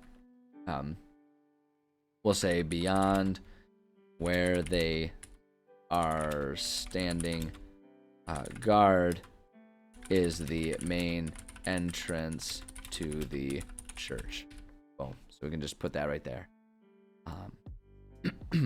So this one, so we can just go ahead and describe here. We kind of already have it. We'll say Snolls are not particularly attentive, but you suspect that would change if you just went waltzing up the hill. Add that little description for the player's benefit here, and now we got to come up with a medium battle. Already determined medium battle should have somewhere around 2,700 experience. Did we already do a medium battle? I want to make sure I'm just not repeating. I always try to avoid repeating the same enemy composition or the same enemy makeup from battle to battle. No, we have not, because 2 medium battles and they're both right there. So kind of do whatever we want. But yeah, I try to avoid repeating enemy compositions for multiple areas. Because that's boring, and I don't want them to, like, solve the fight, you know what I mean? Like, that's one of the fun things about this, is, like, it's not a solved thing. Like, there are, in video games, because, like, you know, the video game is always the same, and, like, because, like, you know, like, I always think about, like, games that have, like, what, like 3 or 4 set type of enemies that all just kind of show up in different numbers, right? So, like, think about Halo, right? So Halo, there's grunts, like they have 4 enemies, and like, so this is what I kind of think about. There's they at in any, like, there's like what, 5 enemies available, and in especially the original Halo, right? You have grunts, jackals, elites, and hunters. And then, like, there's vehicles that can add some variety to that. But they basically have 4 enemy types, right? And so that's kind of what I think about. There's 4 enemy types. And you can, like, solve a fight in the sense of knowing what the best way to handle each type of opponent is. And that's why I like having only 4 types of enemies in any given dungeon. So that way players can learn and get better at figuring out how to handle different enemies as they pop up. But the flip side of that is, when you add them in different environments and in different compositions, that's what adds, you know, the variety there. It's like, okay, when you've got 2 hunters there, what does that how does that change, you know, your approach to dealing with the 15 grunts that are running around, you know, and all that kind of stuff. But if you have just the same composition, right, if it's always like, okay, we've got 1 elite, 3 grunts, and 2 jackals or whatever at, like, every point, eventually that fight kind of gets solved because you figure out exactly how to you kind of figure out exactly how to deal with all those enemies. But if you change up the amounts and all that kind of stuff, then you can you can kind of mix things up. So I try to make sure that no 2 battles are exactly the same composition to really help mix it up, and so that they, even though they can solve the enemies, they can't solve each combat. Throw them a lich every battle. See, they would eventually solve that. They would eventually solve that. That's what I'm saying. You can't do the same thing every battle. Grunts be a vibe. That they do. Especially when you have Grunt Birthday Party on. Now that right there is a mood. Alright, so we need 2,700 experience points here. We could do 2 of these guys. 2 of these guys, and then like 1 of those guys. That'll bring us up to 2,650, which is a little under our 2,700, but honestly, I think that's fine. That's fine. Let's hear. Okay, so we want 2 of these guys and 1 of the pack. This, we'll just copy and paste that. No sense in reinventing the wheel and all that jazz, right? Bullet point that. We want to do 2 those guys. Hit a goblin at them. See, now you guys are just saying things to say things. Now you guys are just saying things to use slang words at this point in time. And I want to be honest. We're getting close to me being old enough that I'm not going to know what the hell you're saying when you throw all this slang at me. I'm already nearly there. There's already some slang that I struggle to keep up with. Like, I'm not afraid to admit that. I'm not afraid to admit that. All the words the kids use these days. Alright, okay, so there's that. Any objects helpful or harmful in this room? Nothing really. Go ahead and say this area is largely barren other than the fence and trees by the fence. Really just an open field there. And this one, there's not really a whole lot to see to add to this one. We'll say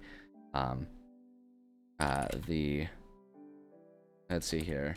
The field is open other than the landscape features and the door leading into the church. Add that little bit of description for them if they need it when. Always available. For the most part, this one pretty much is always the same. This room is always available. It's just like that's pretty available. There it is. That's pretty much what it always is. But I like having that there in case there are some things that have requirements, right? Like if that one's locked, okay, it's only available if they either find the key or can pick the lock, right? Or if it's like timing wise, it's like, oh yeah, this area only opens up when they trigger this one trap that causes the floor to collapse. You know, you can add those little things in there.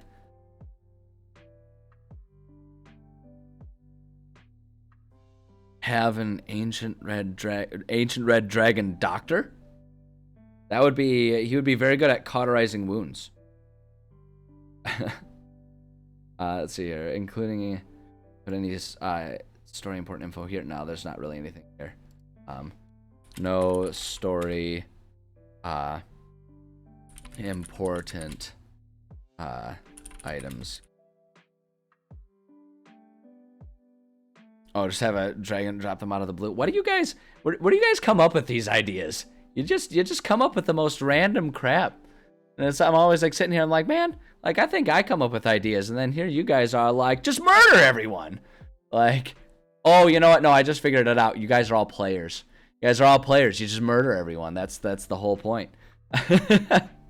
Boom, roasted. All you guys roasted. Why not? Because then we wouldn't have a game anymore.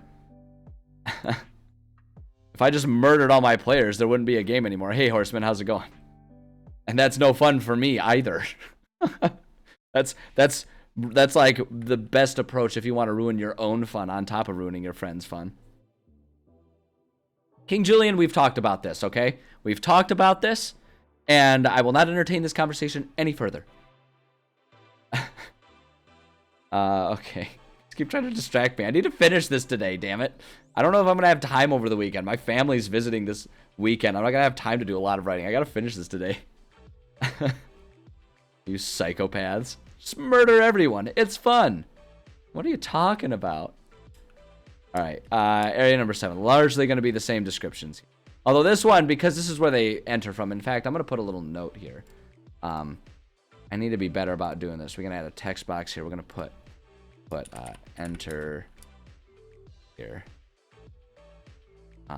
Actually, you know what? I'm not going to do that. Never mind.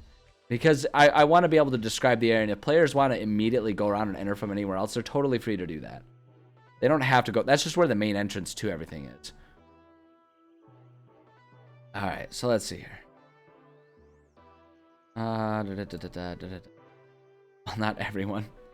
Well, you guys got to specify that, because from what the sounds of it is everyone just wants me to kill everyone. So, and I'm just not gonna do that. Okay, I'm selective with my murders. Okay, what am I? Who am I? Light from Death Note, just like wantonly killing everyone until I get caught, even though I have the most obvious get out of jail free card for murdering people ever. Good lord. I always thought that was so ridiculous. He was all like, oh yeah, I have the power, and like he just like goes so nuts and everything so that he could like still get caught. Admittedly, the show was clearly written like with a, oh, this solution is already in mind, so we're just gonna drop little breadcrumbs that no other normal human could figure out. Like, It's like, that seems like it'd be a pretty easy one to get away with. You just gotta throw in a couple random, you know, like, unrelated things that don't follow the same trend. Like, he had such obvious tells on everything. It was ridiculous. Thanks, favorite. There's a tank. Oh, man. You guys. All right, let's see here. Okay, room 7. I gotta describe this room here. Let's see here. This room. Let's see here. We'll say main entrance to the temple. We'll say to the church yard and graveyard is here. The fence doors have long since fallen off their hinges as the church stands decrepit. I'm not gonna say decrepit. It's not really a decrepit church, right? It's just as the church stands lonely and cold upon the hill.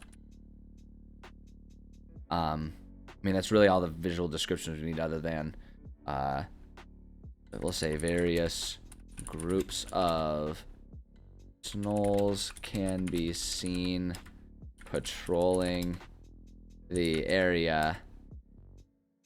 We'll say patrolling the yards, though they seem to, we'll say though their body language suggests that they all question the necessity of these patrols, right? They're all lazy guards. They're all lazy board guards. Like, why do we got a guard here? No one's gonna show up here.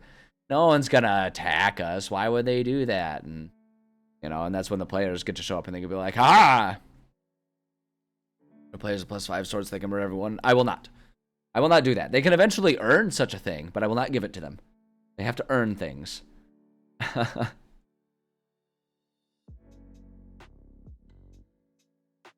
Remind me to never, ever, ever play in any games that you guys run, because it sounds like it would be the most absurd and contentious thing in the world, where it's just like everyone just kind of wantonly dies. Like, you'd have to have like a binder full of characters ready to go for your guys' games. The amount of insanity and murder that's happening. Where's your sense of nuance, guys? Come on.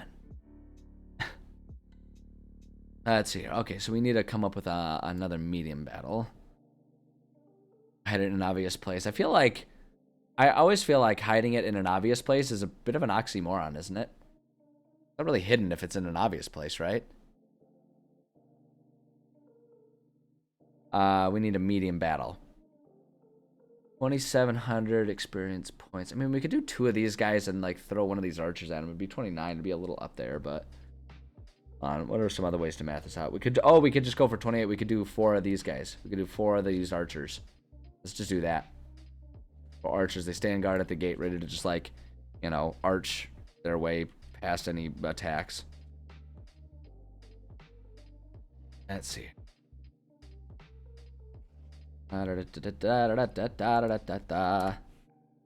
4 of these guys. Have from the start as a family heirloom. So that's actually where, like, serious talk. I know you're just kind of screwing with me, but there, serious talk. That's why I invented the rune system that I did. So that way, when players want to start a campaign with like their character having a family heirloom or something like that, rather than just ditching it out the first time they find a +1 sword or something like that, they can upgrade their family heirloom weapon to make it even more powerful and interesting of an item. So it's actually one of the reasons why I don't give them powerful items. But rather give them the means to upgrade their existing items and all that kind of stuff.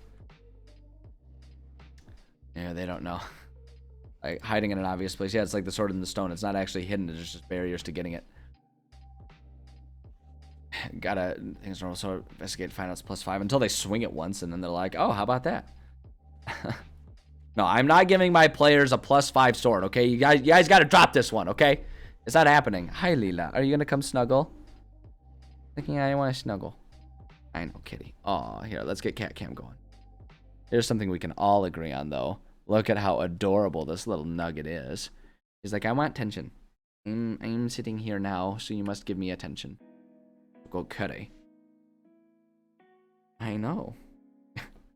Layla would like to remind you that our sub goal is if we get 10 subs, I will give her treats on screen, and that will become a normal part of stream. Leela would like that very much. There we go. Even Leela agrees. Yeah, with me. You think I don't know what my own cat says? Give me a break. Okay, I'm gonna say, standing by the front gate are 4 Snoll archers. They appear. What's up, Leela? Oh, did our package get delivered? I bet you our package just got delivered. I'm just gonna go check that one out. Alright, well, while she goes and guards the front door, you guys, Lego Savaki back. On an X in a tree, but the X is +5. Nope, I will not. Okay, they appear to be armed, though relaxed at the moment. Boom, we can just do that. Man, there's a lot of thumping and stuff going on out there. They all appear to be armed, relaxed at the moment. Boom, there we go. Perfect. Let's see here. There's supposed to be some money around in here. I gotta figure out where we're gonna hide some money here. A +5 rope, what would that even do?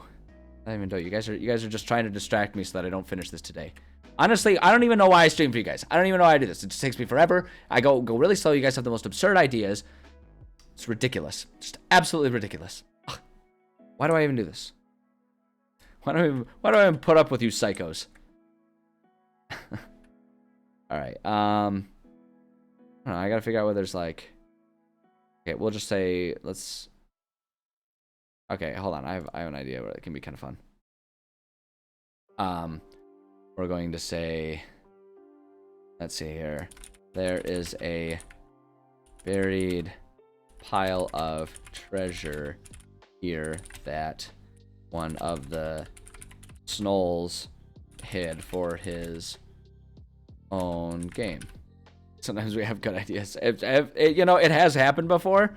It has happened before. The problem is you guys always double down on your ideas. So when you have a bad one, you double down on it and you just stick with that one. And that gets in the way of your own good ideas. Like I said, you guys gotta have that nuance in there. You gotta make it subtle. That's what makes for a good, compelling story right there. Very pile of treasure here that one of the Snolls hid for his own, or his not own game. We'll say own gain. That's what I'm looking for. We'll say let's see here. We'll say one Snoll is talking to the others about how he hid some gold nearby. Players can also, let's say some gold nearby. We'll say DC. We're gonna say, because it's buried, we'll say DC 17 to see where there is freshly turned earth, or we'll say DC 13 if they eavesdrop on the Snolls. We'll do that, and then we'll just add a description for if they find it here. Let's go ahead and this right here, and so we'll say, as you scour the yard, you notice a patch of earth that seems to have recently been dug up and packed down. Boom. Search inside of it. Let's go ahead and find ourselves a loot table. Go to our loot gen here. Loot generator. This is a wonderful, wonderful tool that just will automatically roll on the DM the DM guide loot tables. Does all of it for you, so you don't got to sit there and roll like 18 times for one treasure hoard. It's really, really handy. I always set the level of the treasure hoard to whatever the challenge rating of the boss is. Oh shoot, I didn't write that down. Challenge rating. I always forget to write the challenge ratings down. It's just we'll find it out though. Let's go to our monsters. For our monsters here, Avarice, the monster, yeah, it's this guy. Challenge rating 7. Look at that. We're getting up there in the challenge. We need our 5 to 10. Treasure hoard. Let's roll that loot. Ooh, lots of gemstones. Wand of the War Mage. I'm gonna re-roll that. Home of Clear Thought. That one. Nope. Re-roll that one. Nope. Shield. Scimitar of Speed. Oh, I'm looking to try and get. Yeah, you know what? We're just gonna forget that. I don't want there to be magical items. Like, that's not something. It just doesn't make any sense story-wise for there to be a magical item in just a little, like a sack of gold that one of the Snolls stole. Like, a magic item would definitely be noticed. Like, you can get away slowly, you know, like slowly Shawshank Redemption style, one pebble at a time, stealing a couple coins here and there, skimming off the top, right? You can get away with that. Lots of people have, you know, done that to various degrees. But when you take something big, that's when it's going to be a problem. So, like, these types of smaller things, I think, would be stealable. Reasonable to think that a Snoll could, like, steal them on his own here. So let's just copy that here, and we're gonna alter that a little bit.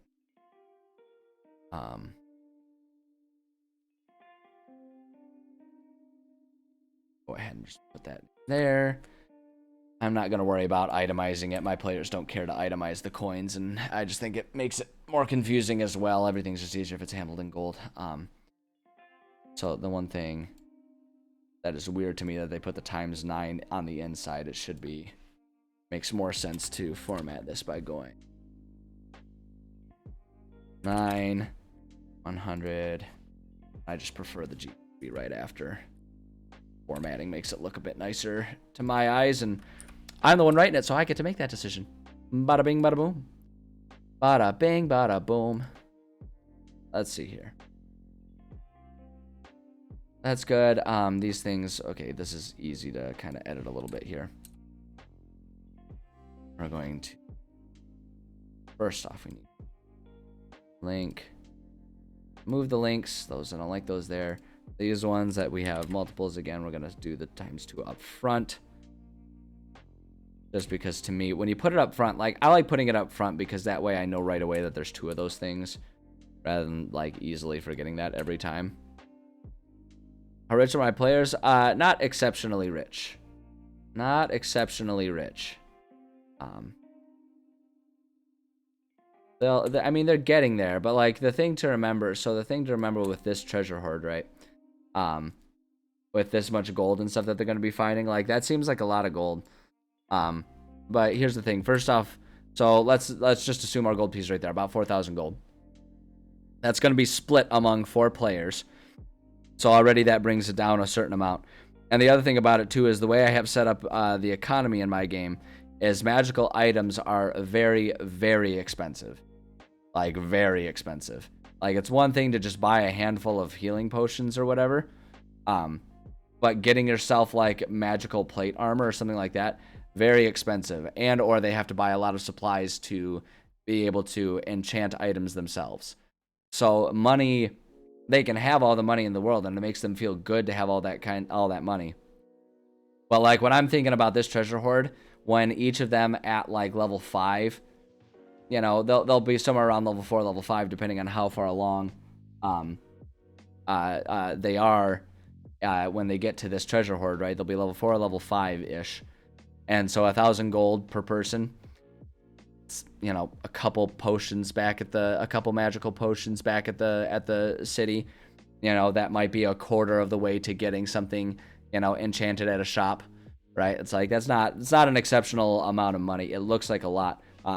But that's how I balance it for when, like, trying to consider how much a magical item should be worth. Like, when we're talking about a magical item, like a magical item that can just, like, be always a magical thing as opposed to being a one-time use potion or something like that, that's worth a lot, right? Like, someone who's making that, someone who's going through, like, you got to think about it from an economy standpoint, right? If you're an enchanter, you're making a magical item as opposed to a potion. Like, a potion, they got to come back and resupply on those. A magical item, they're going to buy that thing once and it's going to be good forever, right? So you got to make your money up front. So like even a basic magical item costs thousands of gold. Have I given my players a bag of holding? I have not yet, but they have been asking about it, and so that one's in the works. Our game is kind of loose when it comes to weight rules too. As long as they're not running around with like 15 swords apiece, as far as money weight, we just kind of ignore that one. So like them carrying around all that gold, not a big deal. Because the other thing too is like you could just, in theory, exchange it for, you know, all of your platinum and all that kind of stuff. But they are in the works of getting one. They're in the works of getting one. Or so they say. So they say. Okay, let's see here. Where? In and out. Let's see here. This is what I'm not even gonna write anything. Oops, no. Do that. That there. We'll say this area is open in all directions, though may require hopping a fence. There we go. So this one again, always available. This room is always available. And why include a straight? There's not really anything important here. We'll say no story specific things here. Cool. This is just sort of a transitionary thing. What about a Vidalcan Barbarian? Nothing in the works as of right now, King Julian. There's that is not presently something that is being worked upon. Never say never, but presently not part of it. All right. Okay, we're making progress. I've still got 3 more rooms to go, and I'm god damn it, I'm finishing this today.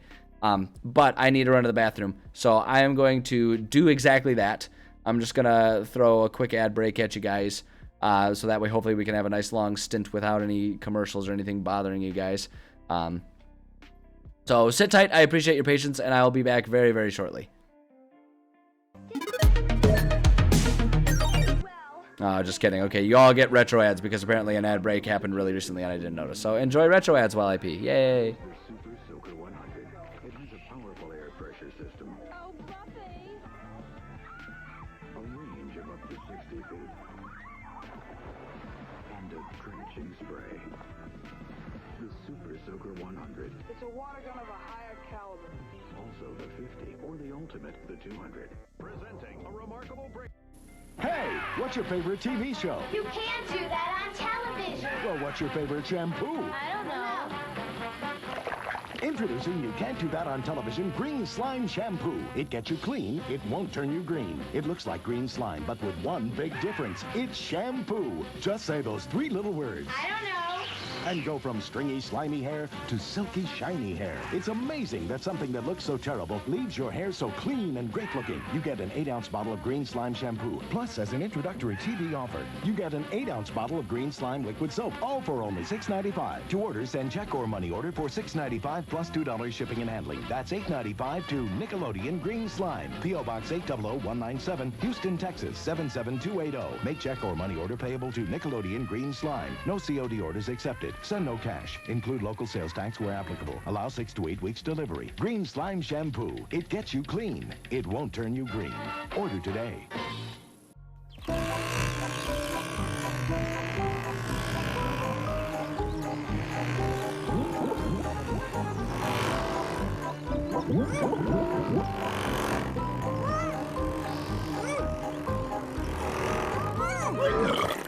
Innovation. Power. Performance. Air Hogs, as real as it gets. Oh, fuck. Yeah, I remember Air Hogs. My Spin Master. Air sickness bag not included. Oh my gosh, those things were so cool.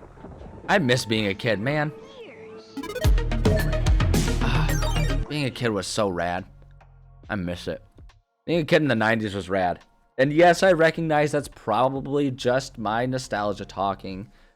I mean, being a kid at any time in history is probably pretty rad. At least any time post-child labor laws. After that, that's when it started being awesome to be a kid. Before that, yeah, it was really luck of the draw, you know. Probably wasn't that awesome being a kid that had to crawl into big giant engines at a cotton mill or something like that. That probably sucked. But like, post-child labor laws, just being a kid running around, Doing all kinds of cool stuff. So rad. Ah, I miss it. I miss it. I have a couple loose mustache hairs. That's why I'm screwing with it right now. They keep tickling my nose. I don't like it. Don't like it. Alright. You'll have to excuse me. I grabbed a cough drop. I can't tell. I can't tell if I'm getting sick or if it's just the time of year now that it's like getting colder, because I always get a little phlegmy when it gets colder outside. But I have that bit of like chest congestion going on right now. These stupid mustache hairs are poking my nose. Man, I'm just falling apart here. I'm like a sim that has like 5 different bars empty. I don't know how to fix any of them. I don't know which one to do first. So I'm just going to sit here, stomp around in a circle, crying, peeing my pants until I die of starvation. Okay, that's the only option left available to me. I really don't know what else I could possibly even do right now. Life is a nightmare. Life is torture until you die and free yourselves of these mortal meat prisons we all live in. Alright, anyway. I got 3 more rooms, man. I gotta get these done. I gotta do it. I got a damn goal. Got a damn goal. And so help me if I hear one more thing about a +5 anything. Ooh. I'm going to have stern words for you, and largely there will be no other consequences because we're all online. What the hell would I do to you guys? I'm not insane enough to follow you or hunt you down or anything. That's insane. That's what an insane person would do, and I'm not going to do that. But so help me. Let that be an indicator of what might happen to you when you become old enough. When you become old enough to require proctology exams. Anyway, I'm ignoring you guys. I will time out you. I wouldn't do that. Not for that. Not for that. I might time out someone for other reasons, but not for that. General buttholery? Nah, that's fine. Alright, what's roommate? Roommate is this area out here. Alright, it's like the graveyard proper. Like the new graveyard. Alright. Let's see here. Graves stand in rows along this section of the hill. The tombstones have long since worn. Let's actually say, we'll say the words on these tombstones have long since worn away, leaving nothing but anonymous reminders of the people who lived here centuries ago. Cool. I will say a few snolls lean against the larger headstones, apparently unaware of the decorum typically offered to the dead. Oh, there we go. A lot of brain cells. You're not wrong. You're not wrong. I guess it just depends. Is the +5, is that just like 5 additional brain cells? In which case, like, honestly, that's just like, I assume I lose 5 brain cells every time I go and spar. You know, so it's just like, that's a daily amount of brain cells gained or lost. But if we're talking about like a multiplier, well then, now we're talking about something. Alright, we need to come up with an easy battle worth of snulls here. We have already done for an easy battle. We have done 3 pack lords. And then we have also done 2 of the archers. We did 3 of those and 2 of those. So what if we did? So we need 1,400. So 1. We did 1 of those and 2 of those. Be a little tougher than the standard easy, but not terribly. I think that'll work. Do 2 of these. Let's do 1 of these guys and 2 of the pack lords. Boom, bada bing, bada boom. Enchanted brain cell. That just sounds magical. I mean, I guess it is. It's enchanted. That's the whole description of there. That was a silly statement by me. I could go for an enchanted brain cell. That would be fun. What do you suppose the powers of an enchanted brain cell would be? Wait, no, hold on. It was 2 of these guys and 1 of these. Gotta change that down there. Dumber to the closer to the day. That's not enchanted. That's cursed. That's a cursed brain cell. It's a cursed brain cell. And if you had been upfront about that, I would amend my statement, and I don't want that. All right, let's see here. Just say the souls are leaning up against various tombstones, lounging in the cold, early winter air. Oh, there we go. Oh, this is gonna be another one. Okay, here's what we can do.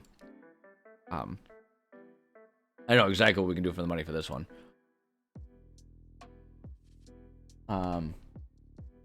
Let's go ahead and say, one of the tombs here has a hidden door in it,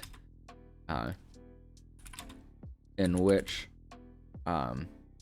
many offerings were once given to a person believed to have been of divine stature. There's a small fortune inside. We'll say inside there, and then for this one, we're not even going to give them like any potential clues or anything. We're just going to say DC 17 to notice the square outline of the door on one of the headstones. Oh, there we go. The Snulls have pack tactics. No, as the baseline, they have rampage. They have incite rampage and rampage, which can be, it can be a pretty tough thing for players to have to deal with in and of itself. So they don't get quite the same.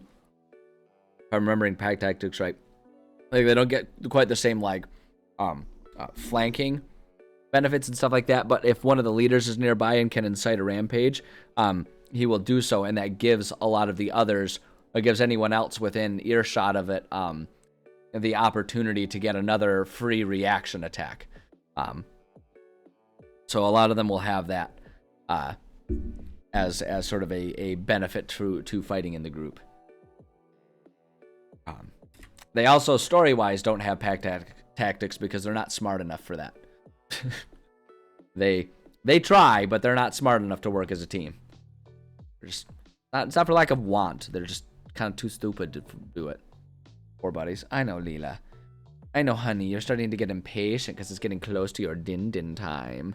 She wants that food. She wants that good food. Boop. Now you can see her as she's pouting. I know, honey. Good girl, but it's not time quite yet. I'm sorry.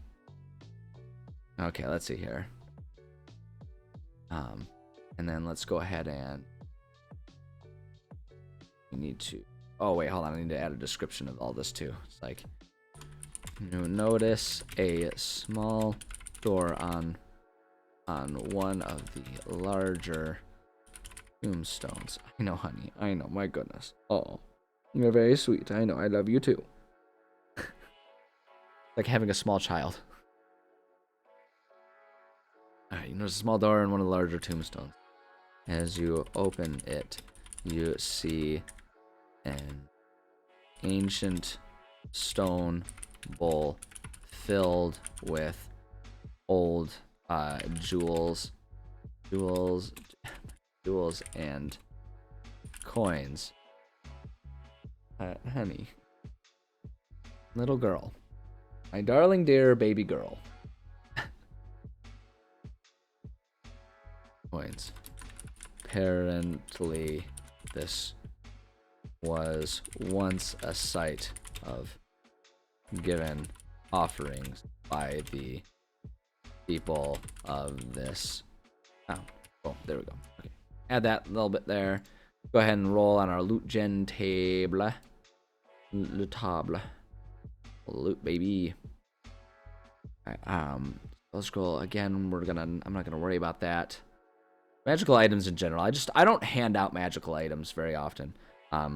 And the reason I don't do that is because the rune system that I give my players can be a very powerful thing. Because they basically get a spell that is always active whenever they want. Once they enchant, or once they put one of the runes on an item.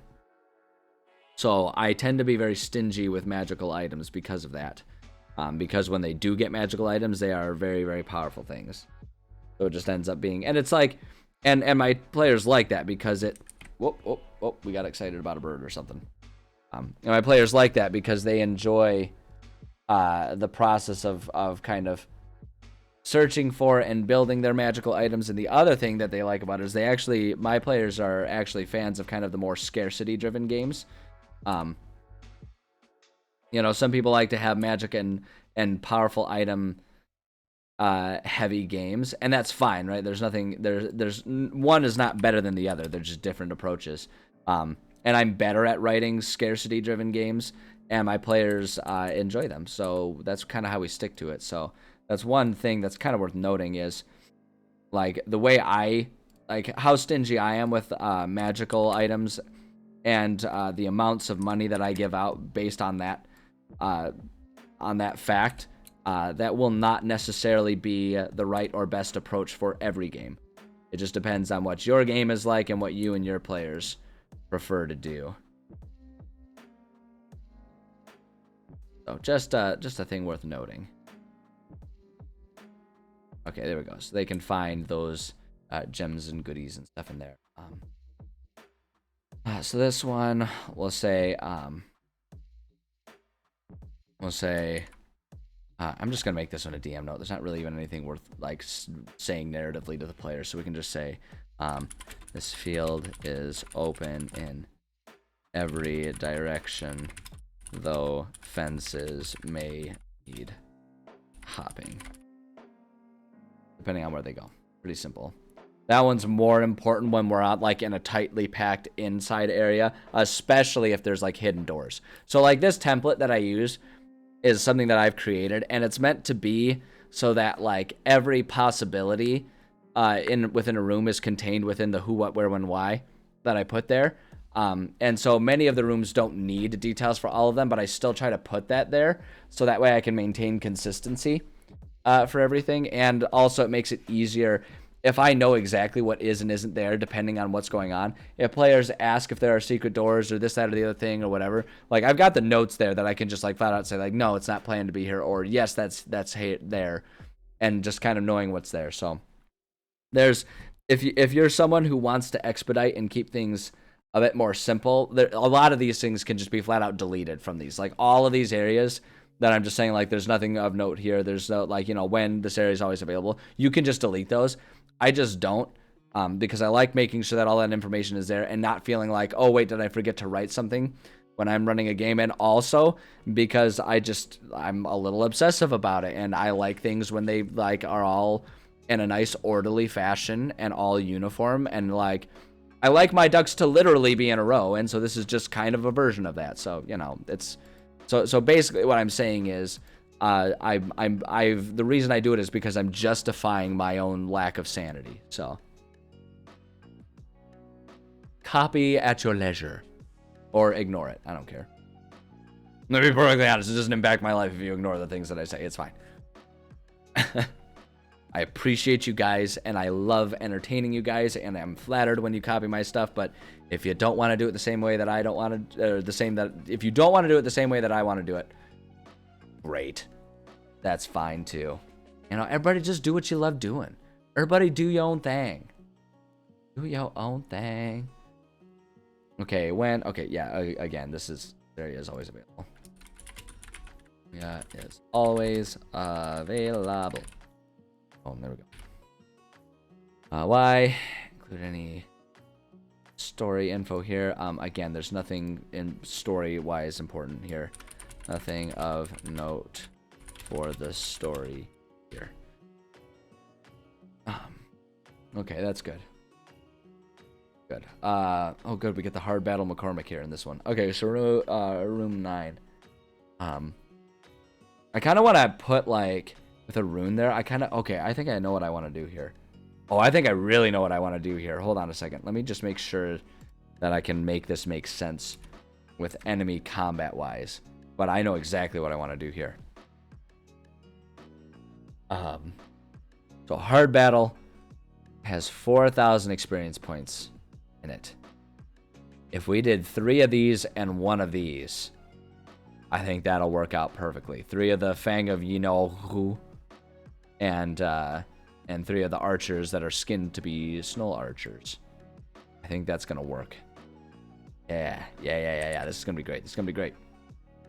I know exactly what I want to do. So we want 3 of these. And then 1 of our other Dude Meisters here. Scroll up, I don't need. Right there. Copy. Boom. Okay, yeah, this is gonna be great. Let's see here. Old graveyard below. Old graveyard at the bottom of the hill somehow manages to be even more eerie than the than the rows of graves at the top of the hill. There appears to be little order to where the bodies were laid.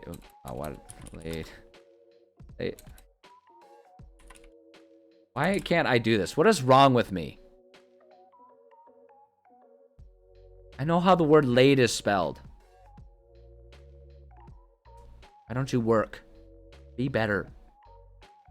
Anyway, I'm done scolding myself. I mean, come on. I misspelled the word laid 5 times, trying it the same wrong way 3 of those times. Why does anyone watch me? Alright, there appears to be a little order to where the bodies were laid, as though they fell and were covered by dirt way back then. You can just do that. Just make it nice and creepy here. And then for this one, what I want to say here, I'm going to say, DC 13 if trying to sneak up on these guys. So I want to set this up. They're going to be a little bit easier to sneak up on because I'm going to have these guys be a little bit distracted here, and we're going to say 4 Snulls hover around. Actually, we're going to say 4 Snulls are huddled together. Hold on, I got to check something here. Yeah, there is a little bit of an entrance and exit right there. That's worth noting. But I'm also going to have like the Snulls kind of like huddled around like a grave or something over there. It doesn't really matter. Doesn't really matter. But I do need to remember to describe that hole there because that goes down into our basement area. Okay, 4 Snulls are huddled together in this part of the graveyard. They seem to be chittering excitedly, though in their own Snoll language. So we'll do that, and then the what here.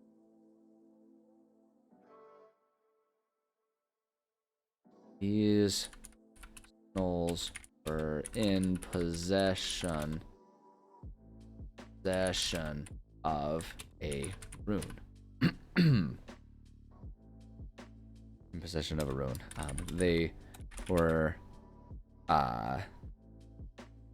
let's see. We'll say, if players search their pockets, they can find it. Boom. There we go. Okay, we'll do that.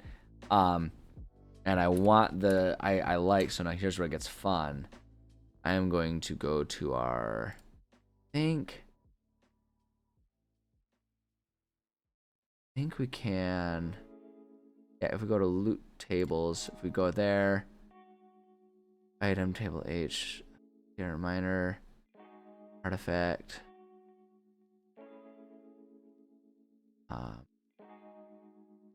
to see if they've got a special one for spell scrolls. I mean, I guess we could just, we've got a spell scroll here. What is that, table A? And a potion of healing spell scroll, first level scrolls. Yeah, so it's got different spell scrolls going on there. Cause I like to just like randomly, I like to just let it randomly pick one. So let's just like oh no, never mind, I did that wrong. Okay, let's do, I basically just want a random spell of all these, and I'm just hoping that the table will have one for us here, but I don't think it's going to.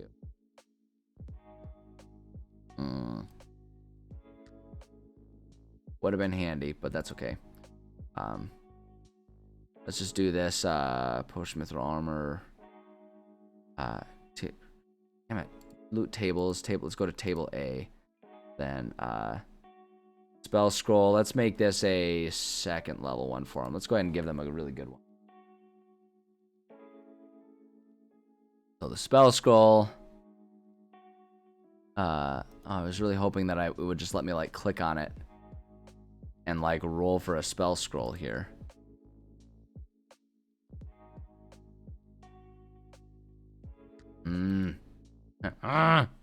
Wish this thing would just work. Okay, let's just roll. Okay, it gives us a first level spell scroll. Fine, fuck it, whatever.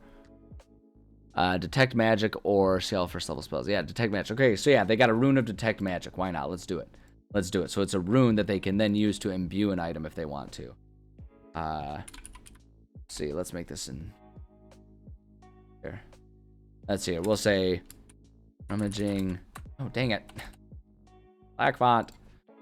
Rummaging through their pockets, you find what they must have all been hovering over.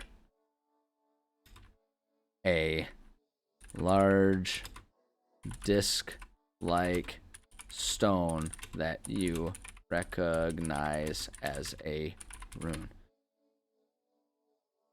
I'm gonna say, because it's the second level, we're gonna do Arcana, DC 12, or no, it was a level 1, DC 11, to recognize it as a rune of detect magic. Boom, there we go. Perfect. So this one is, okay, so this one, say, the fields stretch on as far as the eye can see, and then we got to put in a sub bullet here because we're going to say DC. We're going to set that to DC 15 to notice. I don't want it to be particularly tough, but I don't want it to just be like obvious because it's kind of meant to be a secret entrance, right? But DC 15 to notice the hole in, not the hold, hole in the ground that leads to the tunnels below the church. And then we'll go ahead and if they succeed. Are snowls just snowls? Yes, they are. Sorry, they are. It's a snowy environment, and they're dealing with gnolls, and my players dubbed them snowls. And frankly, the only thing about that makes me mad is that they thought of it before I did. I'm frankly quite annoyed that I was not the first person to think of snowls because of snow gnolls. And the reason that makes me mad is because like I come up with 17 puns for breakfast. Right? Like, that's what I do. My sense of humor is exactly that. And somehow, despite having weeks notice ahead of time of dealing with these snow gnolls, I didn't think of Snolls. They thought of it before me. It's brilliant. It's so obvious. It's right there. It's brilliant. It's perfect, and I didn't think of it. Frankly, I have yet to, like, this was months ago we started this campaign, and I have yet to stop being disappointed in myself about that one. Shameful. Shameful. All right, let's see here.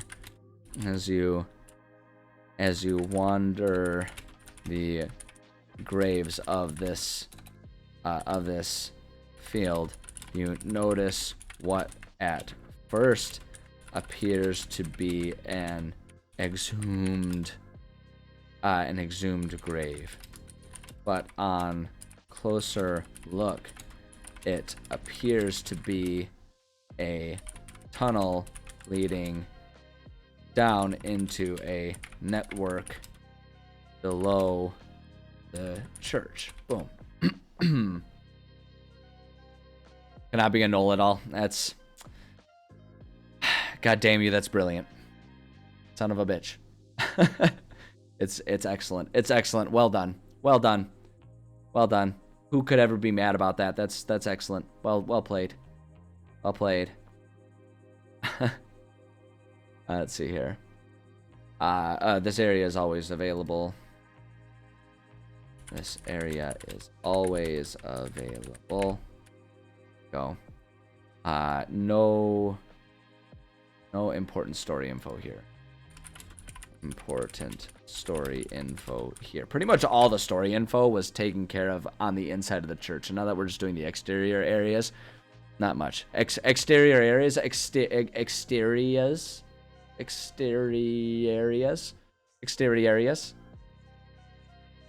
It's okay. I've had worse puns. All right, let's see here. Room 10. So this one in particular is meant to be. So we're in here, and in particular, it's meant to be this door, because this leads to the catacombs down below. So we're just gonna go ahead and describe that. We're going to say this part of the graveyard. How am I doing on time, by the way? Oh, we're gonna finish today. We're gonna do it. We're gonna do it. Oh my goodness, we're gonna do it. Hell yeah. Hell yeah. Look at me actually setting a goal for stream and actually accomplishing it. Who am I and what have I done with me? Alright, part of the graveyard is clearly the part reserved for the important and wealthy members of the community. All sepulchres. I actually don't want to say tall. I'm gonna say full tombs and sepulchres stand here, serving as extravagant monuments for those who could afford such accommodations for their deceased relatives. One in particular appears to be exceptionally large and fancy. And then let's go ahead and add. Yeah, you know, we're actually going to just leave that there, because then the where we can add the description there. That's like the important part of going. Who this one is going to be. Not another soul is here right now. Go. What? Treasure and traps, etc., etc. Oh yeah, there are going to be resources. So here's what we can do. We're going to say, when inside, players will find some valuable items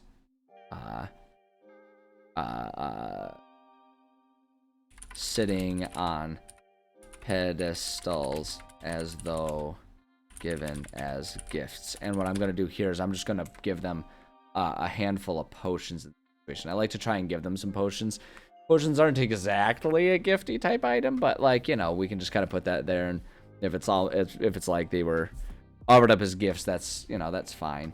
And I'm just gonna say 6x potions of let's see, they're gonna be at like level 4, level 5 at this point in time. I kind of want to give them I always forget the hierarchy of potion levels.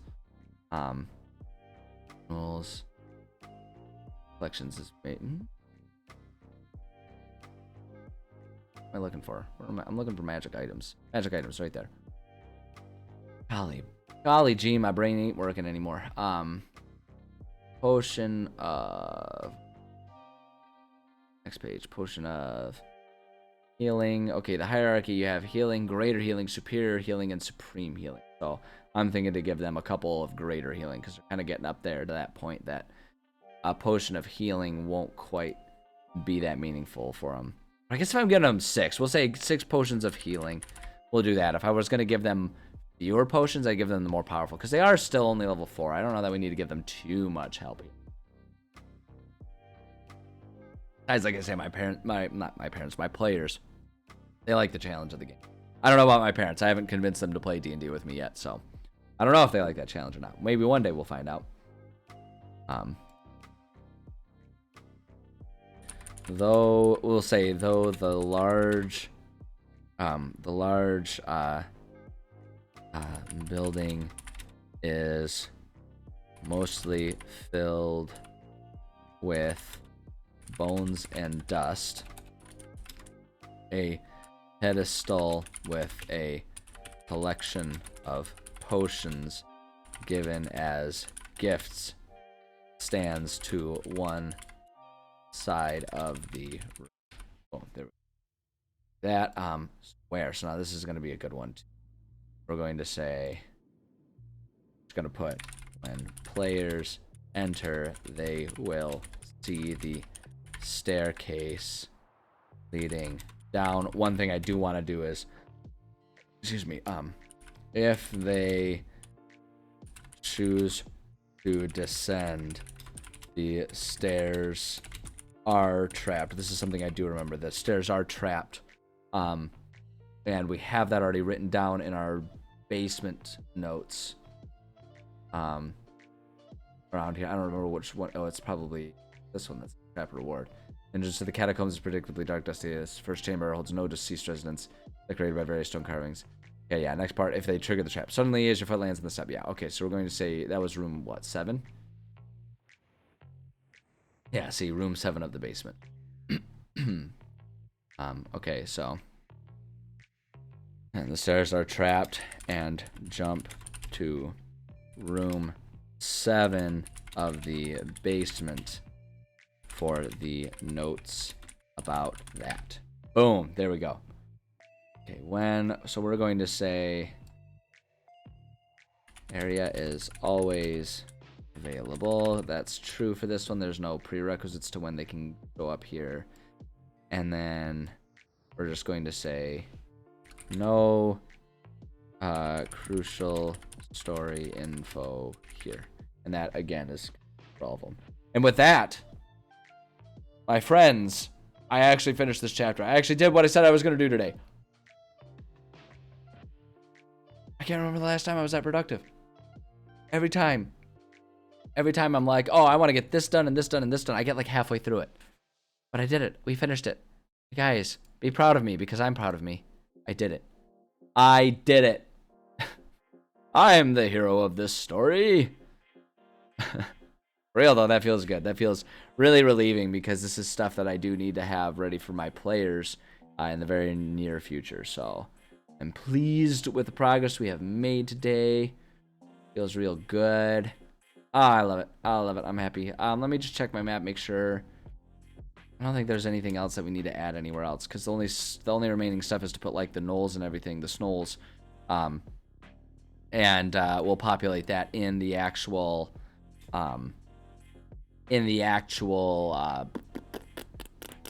virtual tabletop, because that way they can be moved.